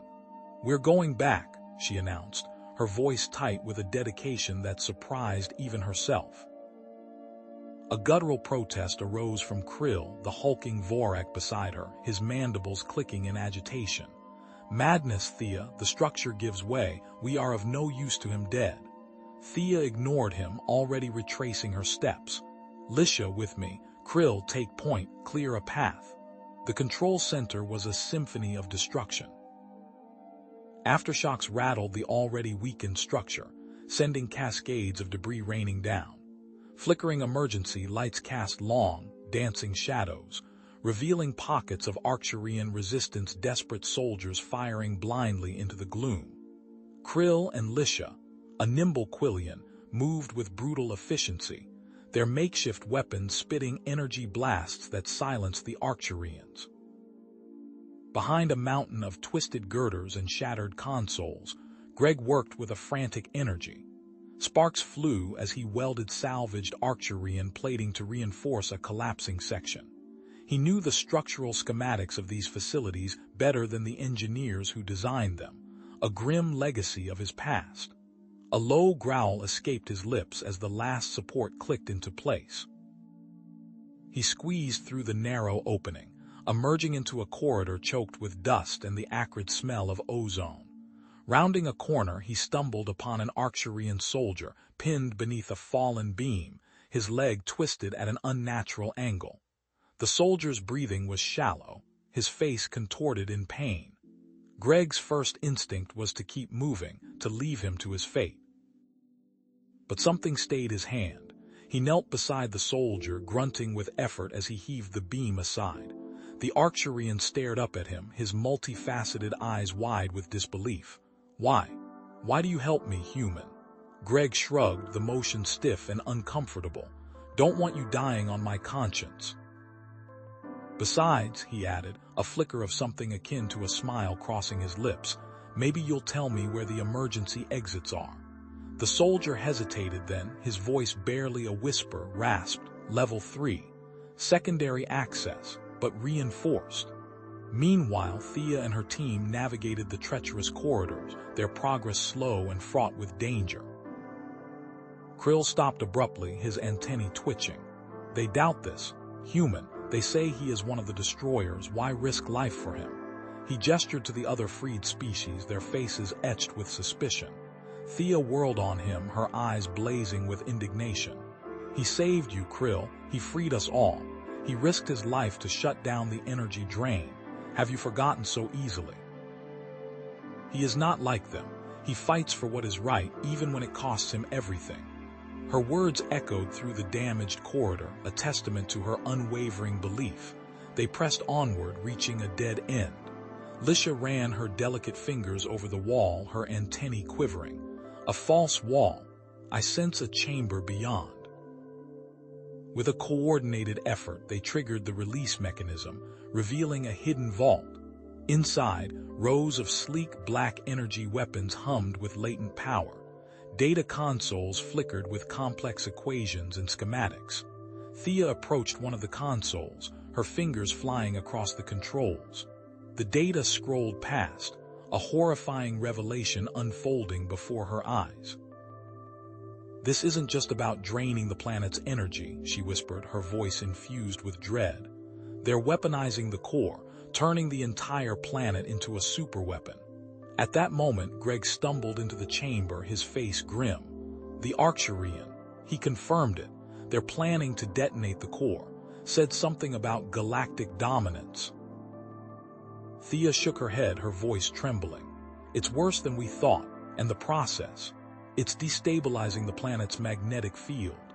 Outside, the storm raged with renewed fury.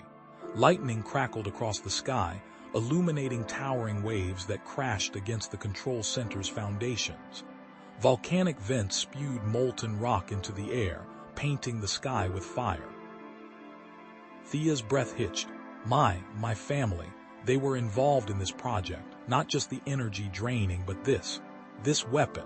The weight of her family's legacy threatened to crush her. The sound of approaching footsteps, heavy and relentless, shattered the silence. Arcturian reinforcements. Escape was no longer an option, it was a necessity.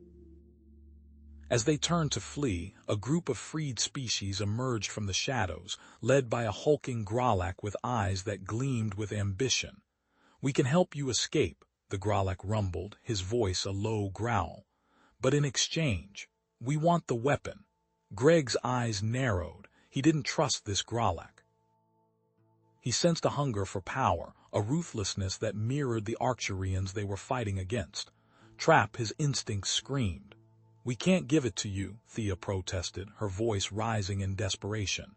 "It's too dangerous. It could destroy entire star systems." Greg placed a hand on her arm, his gaze unwavering. "We don't have a choice, Thea. It's the only bargaining chip we have." Before they could reach a consensus, the ground beneath them shuddered violently. A massive cave-in sealed off their primary escape route, leaving them trapped. "We have no choice," Greg said grimly. He hefted the energy weapon onto his shoulder. "Brace yourselves." He fired a concentrated blast at the debris field. The weapon unleashed a torrent of raw energy, vaporizing the rock and metal in a blinding flash. The force of the blast threw them back, but a new path, albeit unstable, was open. They stumbled out of the collapsing control center and onto the ravaged surface. The air was thick with smoke and ash, the sky a swirling vortex of fire and shadow. The planet was dying around them. A shadow fell over them.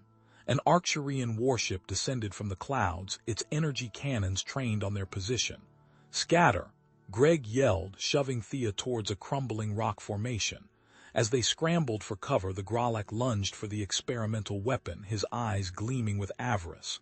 "It is mine now," he roared, shoving Lisha aside. Thea reacted instantly. Using her intimate knowledge of Arcturian technology, she fired a precise burst of energy at the weapon's control panel, disabling it with a shower of sparks. The Grolak roared in fury, but Thea ignored him. She turned to the freed species, her face etched with shame and a desperate plea for understanding. "My family, they helped build this. I didn't know the full extent of their involvement. But I swear I will do everything in my power to stop it. We can't just huddle here and wait to die, Greg." Thea's voice cracked, desperation lacing her words. "That weapon, if we use the remaining energy to try and disable it, we might still have a chance." Greg shook his head, his face grim. "That's suicide, Thea. That energy shield is all that's keeping us alive. We use it offensively, we're sitting ducks for whatever's left of that Arcturian fleet." His hand tightened around his pulse rifle. "We defend ourselves, we buy time, maybe someone will hear our signal." Thea's bioluminescent skin flickered with anger. "Time for what, Greg? To watch this planet tear itself apart. My father helped build that weapon. I can't just stand by and let it happen. And I can't let us die for a lost cause," Greg countered, his voice hardening. "I've seen enough people die for causes, Thea. I'm not adding you to the list." The rift between them widened, a chasm carved by differing priorities and desperate circumstances. Meanwhile, in the shadows, the leader of the freed species, Jax, watched them argue. His eyes, usually filled with a weary resignation, now gleamed with a newfound ambition. He slipped away, his hand hovering over a hidden communicator. "Arcturian warship, this is Jax of the Krill. I have information, and a proposition." He offered Greg and Thea in exchange for safe passage and control of the planet's remaining resources. The seed of betrayal had been sown. Greg, his senses honed by years of combat, felt a prickle of unease. He watched Jax disappear, his gut screaming a warning. He began to subtly adjust the perimeter defenses, setting up tripwires with salvaged energy cells. positioning makeshift explosives fashioned from the research facility's discarded components. He trusted his instincts that had kept him alive when everyone else had died. The facility shuddered as the Arcturian warship, heeding Jax's call, launched a boarding party. Leading them was Commander Vark, a hulking figure encased in black armor, his face a mask of cold, calculated cruelty. "Bring me the human and the Arcturian traitor," he growled into his comm, "alive if possible." But their cooperation is not required. As the Arcturian boarding party neared, chaos erupted amongst the freed species. Some, loyal to Thea and Greg, prepared to defend them. Others, swayed by Jax's promises of power and safety, turned on their former allies. A violent skirmish broke out, energy weapons fire lighting up the dimly lit corridors, the air thick with the screams of the dying. Amidst the carnage, Thea stumbled upon a hidden section of the research facility. Her fingers flew across a control panel, and a holographic schematic appeared, revealing a prototype escape pod designed to withstand the planet's deteriorating conditions. A flicker of hope ignited within her, but the hope was quickly extinguished as she accessed the facility's data logs. Lines of code scrolled across the screen, revealing the truth.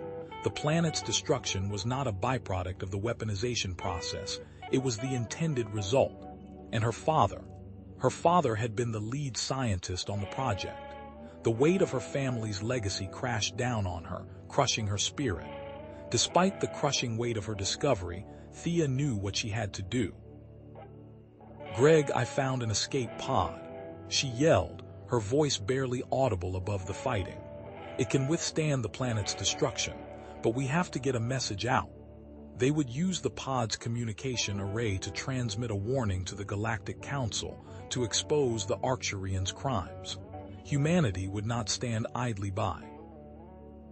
The Arcturian boarding party breached their defenses, their energy weapons tearing through the makeshift barricades. "Go, Thea," Greg roared, firing a volley of pulse rifle rounds. "Get to the pod. I'll hold them off." He stood his ground, a one-man army against the Arcturian onslaught, buying time for Thea and the others to escape. Thea, leading a small group of loyal freed species, raced towards the escape pod. The hatch hissed open, and they scrambled inside. The pod launched, rocketing through the collapsing facility, narrowly avoiding a direct hit from the Arcturian warship's energy cannons. From the viewport, Thea watched in horror as the full extent of the planet's destruction unfolded. The core destabilized, unleashing a cataclysmic energy surge that ripped through the atmosphere, tearing the planet apart. The energy surge slammed into the Arcturian warship, disabling its engines and weapons systems. Greg, trapped inside, felt the ship plummeting towards the dying planet. His fate seemed sealed, but Thea refused to accept it. "Override pre-programmed course," she shouted, her voice filled with desperate drive. "We're going back." She would attempt a rescue mission, defying the odds, determined to save Greg and redeem her family's legacy. Jax, witnessing the planet's destruction and the futility of his ambition, felt a pang of remorse. I was wrong," he stammered, his voice choked with regret. "I can help you. I know the Arcturian ship's layout." As the escape pod descended back towards the planet, a new light appeared in the sky. A ship, sleek and powerful, emerged from hyperspace, its hull emblazoned with the symbol of Earth. Reinforcements had arrived, answering their desperate call for help. The escape pod shuddered violently, alarms blaring red across Thea's face. Outside, a chaotic ballet of destruction unfolded. Flaming wreckage, twisted metal from what was once a planet, tumbled through space, punctuated by unpredictable bursts of energy. Thea wrestled with the controls, her hands slick with sweat. Each jolt threatened to rip the fragile craft apart. She stabbed at the comm panel, frustration mounting. The display flickered erratically, damaged severely. The best she could manage was bursts of static. Contacting Greg or the Earth fleet felt impossibly distant. Meanwhile, strapped to a cold metal table, Greg tasted blood. The Arcturian commander, a towering figure with eyes like chips of obsidian, loomed over him. The weapon, human, tell me its capabilities. Earth's defenses, I require. Data, Greg spat. The commander's fist slammed into his jaw. Pain exploded behind his eyes, but he focused on his training.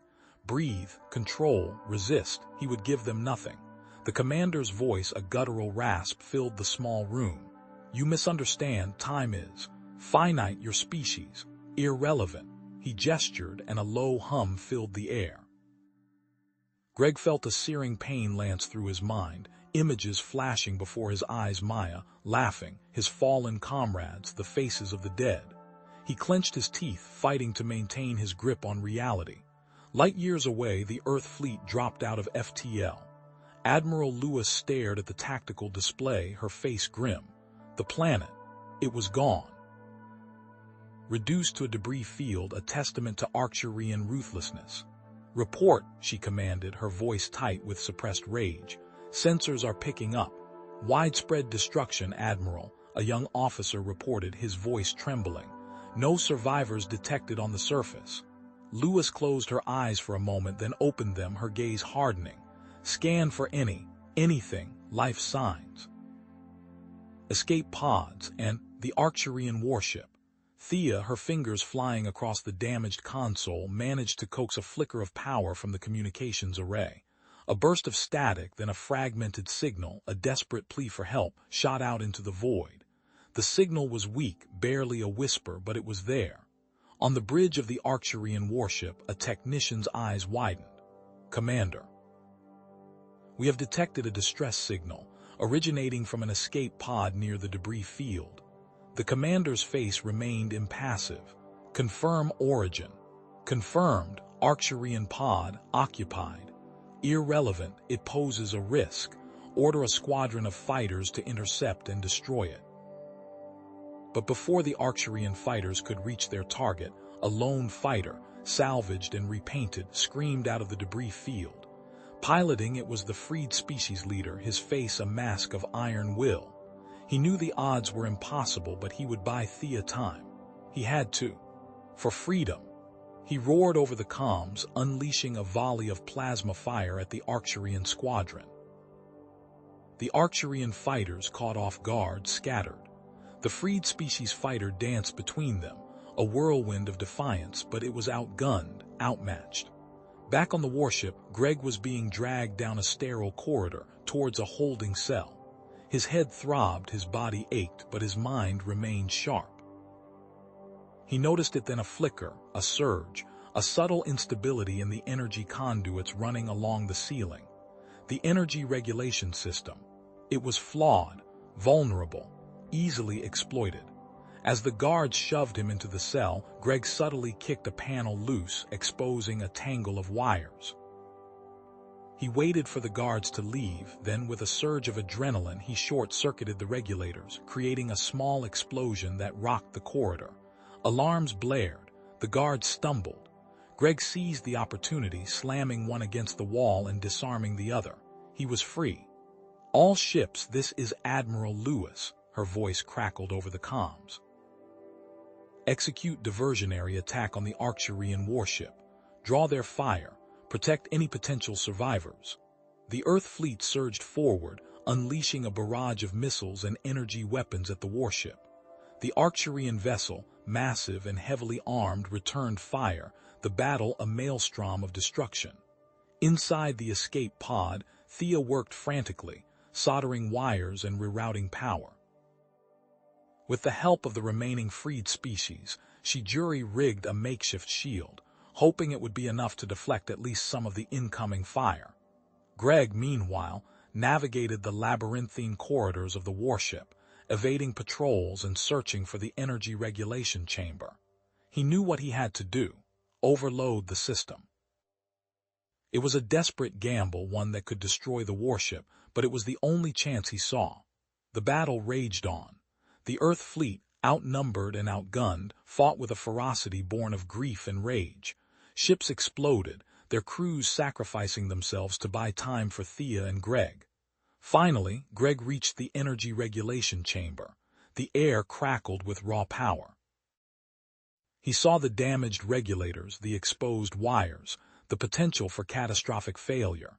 He began to work, his hands moving with practiced speed, bypassing safety protocols and rerouting energy flow. The freed species leader's fighter, riddled with holes and trailing smoke, finally succumbed to the Arcturian onslaught. He ejected just moments before it exploded, his escape pod a tiny speck against the backdrop of the burning planet. Thea, detecting the signal, altered course, heading towards the crippled escape pod. On the bridge of the warship, the Arcturian commander finally understood. The human. He's sabotaging the energy regulators. Evacuate the ship. Prepare for self-destruct. We cannot allow our technology to fall into their hands. Admiral Lewis received a garbled message from Greg. Energy regulators, unstable, overload. Then, static. The transmission cut out. She didn't know what Greg was planning, but she knew it was dangerous. Admiral, the escape pod, it's changing course, an officer reported. It's heading towards the Arcturian warship. Inside the escape pod, Thea ignored the freed species leader's protests. His voice, weak and raspy, filled the small cabin. It's suicide. You can't go back there. He's already dead. Thea's face was set with drive. I have to try. Thea's escape pod bucked violently, alarms blaring as a cascade of explosions hammered the Arcturian warship. Jagged shards of metal screeched against the pod's hull. Every impact shuddered through her teeth. Her console flickered, displaying Greg's life sign, a weak pulse originating from a heavily damaged section near the engine core. It pulsed faintly. A self-destruct timer, originating from the bridge, ticked down implacably 17 minutes. The two signals were on a collision course.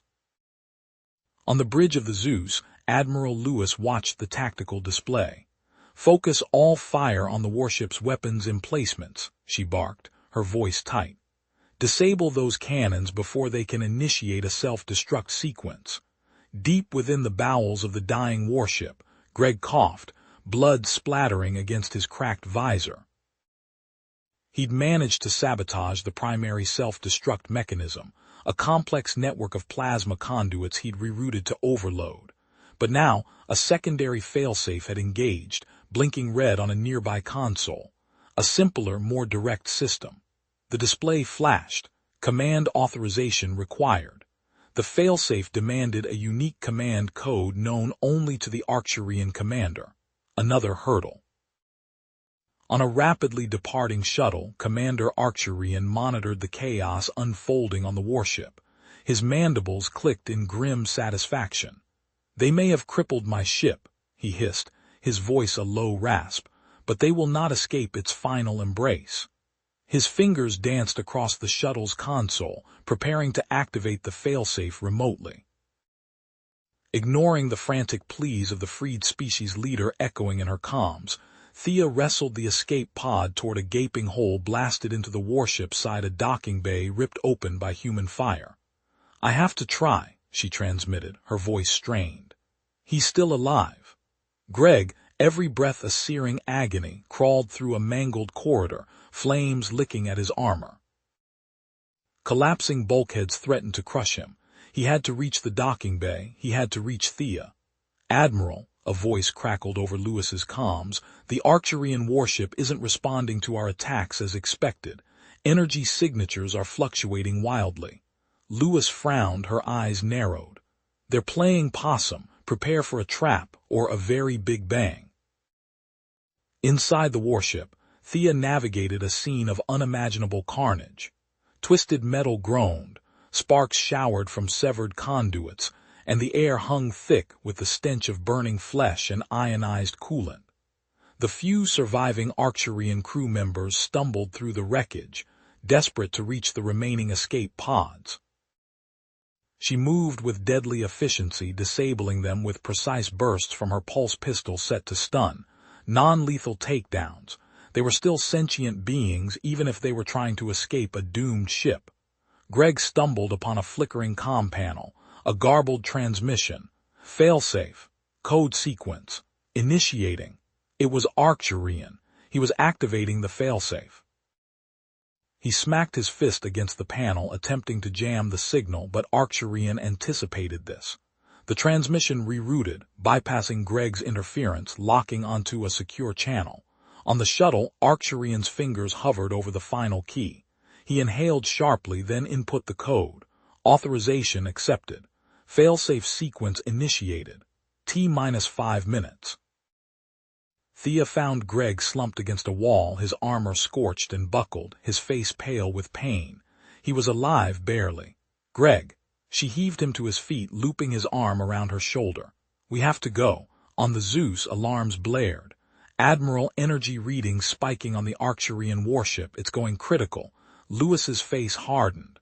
"All ships disengage, move to a safe distance." "That vessel is about to become a supernova."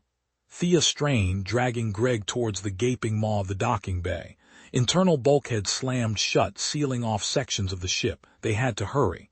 "The code," Greg gasped, his voice a ragged whisper. "I overheard. Arcturian. The first 3 digits are 729. He coughed, blood trickling from his lips. "And a failsafe. Override exists." Thea activated her comms, her voice tight with desperation. "Zeus, this is Thea. I have partial override code for the self-destruct. Transmitting now."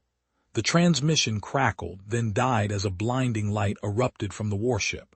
A shockwave slammed into Thea, throwing her against a bulkhead. The docking bay dissolved in a searing inferno.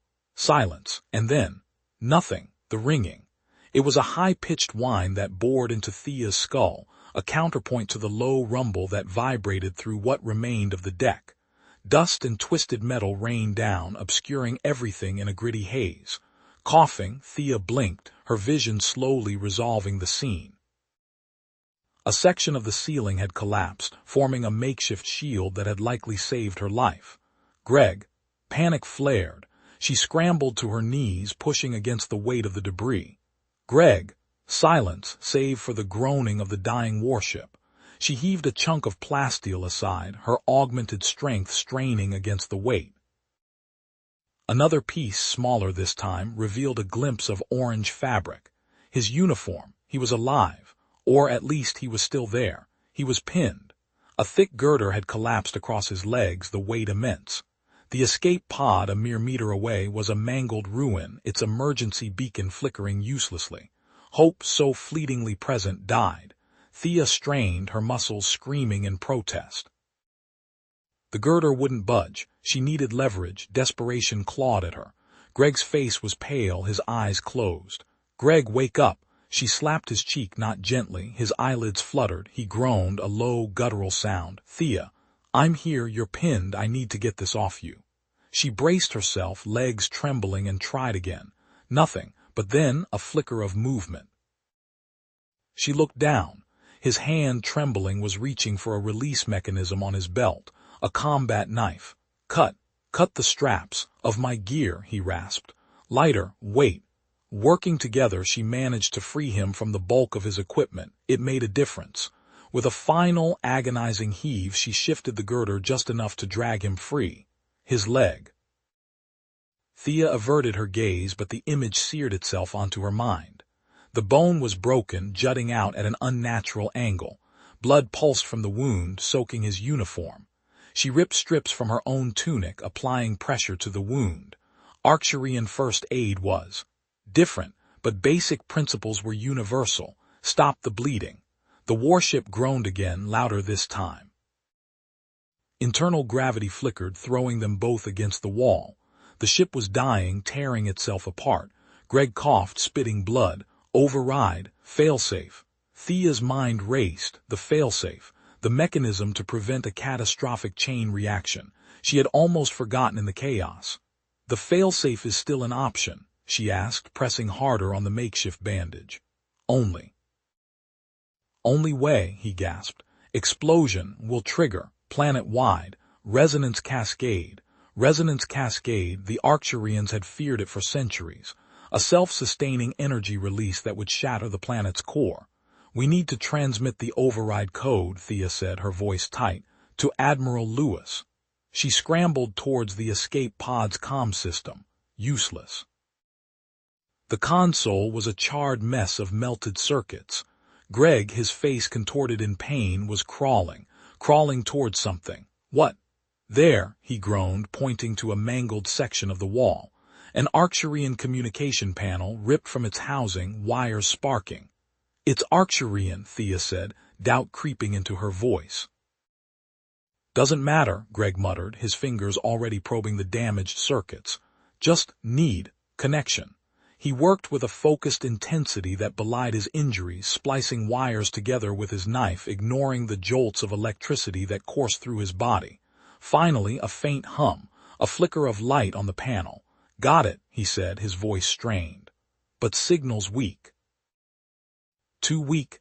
Thea scanned the wreckage, her mind racing. The relay station. Section 4, it's still intact. Mostly we could boost the signal from there. Greg looked at his leg, then back at Thea. You go, I'll cover you. No, Thea said firmly. I need you, I know the system, I know the access codes. You can tell me, Greg countered, his voice weakening. No time, she snapped. Besides, she added, a hint of something akin to affection in her voice, who else is going to carry me? He managed a weak smile. Fair enough. Thea helped him to his feet, looping his arm around her shoulder. He leaned heavily on her, his breath coming in ragged gasps. Together they began to move, navigating the collapsing warship. Fires raged around them, casting grotesque shadows that danced across the twisted metal. The groaning of the ship grew louder, more insistent. Suddenly, a tremor shook the vessel. Thea lost her footing and they both stumbled. Another missile strike, Greg gasped. They're not taking any chances. On the bridge of the Hope, Admiral Lewis stared at the sensor readings, her face grim. They're targeting the core, she said, her voice tight. They want to make sure there's nothing left. Ma'am, we have multiple energy signatures approaching the warship, a sensor officer reported. Arcturian missiles. Lewis's eyes narrowed. They're trying to finish the job. They know about the failsafe. Recommend we pull back, Admiral, her first officer said. The risk is too great. Lewis hesitated. The lives of her crew versus the potential destruction of an entire planet. It was an impossible choice. Order Squadron 3 to intercept, she said, her voice barely a whisper. They are to protect the warship from further damage, even at the cost of their own ships. Thea and Greg reached the relay station. The door was buckled and jammed, but Thea managed to force it open with a surge of her augmented strength. Inside, the station was a mess of sparking wires and shattered consoles. A security drone, its casing scorched and dented, spun erratically in the center of the room, its weapon arm twitching. Stand back, Thea warned, raising her hand. The drone whirred, its optical sensors focusing on them. Intruders detected, lethal force authorized. Thea quickly rerouted power from a damaged console to the drone's control matrix. Override, security protocols, non-lethal, compliance. The drone shuddered, its weapon arm lowering. Security protocols, overridden, awaiting instructions. Help us clear the path, Thea ordered, non-lethally. The drone, now an unlikely ally, began to systematically clear the debris from the room, its movements surprisingly precise. As Thea worked to repair the relay station, Greg leaned against a console, catching his breath. He noticed something on the drone's scanner. Thea, he said, pointing to the screen. The drone. It's detecting other life signs on the ship. Thea glanced at the screen, her brow furrowing. Survivors, but doesn't matter now. She turns back to the task at hand, almost there. With a final surge of power, the relay station flickered to life. Thea breathed a sigh of relief. Okay, we're ready to transmit, but what? Greg asked, his voice strained. We need Arcturian authorization to access the relay network. Damn it, another dead end. Greg closed his eyes, thinking. He remembered something he had overheard earlier. The drone, he said, his eyes snapping open. When it scanned us, it gave an identification code. Could that work? Thea looked at him, a flicker of hope in her eyes. It's worth a try. She accessed the relay station's control panel, her fingers flying across the keys. Enter authorization code. Greg recited the code he had overheard, his voice hoarse. Delta Sierra 79er Kilo. Thea entered the code, the system word processing. Access. Granted, a synthesized voice announced. Relief washed over them. They had done it. Just as Thea began the override sequence, another tremor ripped through the warship. The lights flickered and died, plunging them into darkness. The core. It had been hit. The warship began to fully break apart. The warship bucked violently, a metal leviathan convulsing in its death throes. Groaning under unimaginable stress, bulkheads twisted and rivets popped like firecrackers. Thea slammed against the relay console, her breath catching in her throat. Override sequence initiated, she gasped, her Arcturian bioluminescence flickering erratically. But, corrupted data packet, manual fix required. Sparks showered down as Greg ripped a security drone from its charging station. I'll keep the light show off your back. Just fix it. He unleashed a stream of plasma fire, vaporizing sparking electrical conduits before they could explode in their faces, the air thick with the acrid smell of ozone and burning metal. Thea's fingers danced across the holographic interface, her eyes scanning lines of code. Found it. Memory matrix. Packet 734. Initiating bypass. This is risky, could fry the whole system. Outside, Admiral Lewis's squadron engaged the incoming Arcturian missiles. A brilliant flash illuminated the interior as one missile was vaporized by point defense lasers, but two more streaked past, burning contrails etched against the void. Suddenly, the relay station lurched as the gravity generators sputtered and died. Thea was thrown from her feet, slamming into the console. The bypass progress bar vanished. Damn it, she cried, pushing herself up. Reset. Greg hauled her back to her feet, his face grim. Get back on it, Thea. You saw what they did. Planetary devastation. We don't have time for this to fail. His voice, rough with urgency, cut through the cacophony. Thea nodded, her lips pursed with perseverance. Resetting bypass. Now. The progress bar crawled agonizingly slowly across the screen, each percentage point feeling like an eternity. Alarms blared, a relentless symphony of impending doom. A deafening explosion rocked the warship. A missile had struck, detonating close by. The relay station's lights flickered violently, threatening to plunge them into darkness. Thea gritted her teeth, her fingers flying across the console as sparks erupted around her. 98%, 99. She breathed, her voice strained. Complete. The override code surged through the system, a digital lifeline thrown into the abyss. Override transmitted. It's done, Greg, it's done. Lewis received the override, a voice crackled over Greg's comm. Initiating failsafe protocols. With the override sent, their immediate mission was complete. Now, survival. Let's move. Greg yelled, grabbing Thea's arm. We need to find a way out of this tin can before it becomes our coffin. They navigated through the collapsing corridors, dodging falling debris and pools of leaking coolant. Rounding a corner, they found a group of survivors huddled behind a reinforced bulkhead. Arcturian engineers, their faces streaked with grime and fear, huddled alongside human prisoners of war, their eyes wide with terror. Help us! One of the Arcturian engineers pleaded, his voice trembling. We were forced to work on the core systems. They threatened to kill our families if we refused. Greg hesitated, his hand resting on his sidearm. He wanted to help, but every second counted. Lingering here put the entire planet at risk. Greg, wait, Thea said, her voice urgent. They might know something about the failsafe systems, something that could help stabilize the core further. Greg's eyes narrowed. She was right. Intel was more valuable than blind vengeance. All right, he said, his voice firm. We help them. Thea assessed the structural integrity of this location. Now, Thea activated her wrist-mounted scanner, its blue light sweeping across the bulkhead. Structurally sound for now, she reported, but I'm detecting a hidden compartment, encrypted data logs. She worked quickly, bypassing the security protocols. The holographic display flickered to life, revealing a series of encrypted files. This is the warship's true mission, Thea said, her voice dropping to a horrified whisper. They were supposed to deploy a bioweapon on a pre-selected planet. Bioweapon? Greg asked, his voice dangerous. Designed to terraform planets for Arcturian colonization, Thea replied, her fingers flying across the console, but lethal to most other species. Her bioluminescence faded, her face paling. The data logs. They show the Arcturian commander rerouted the warship before the explosion.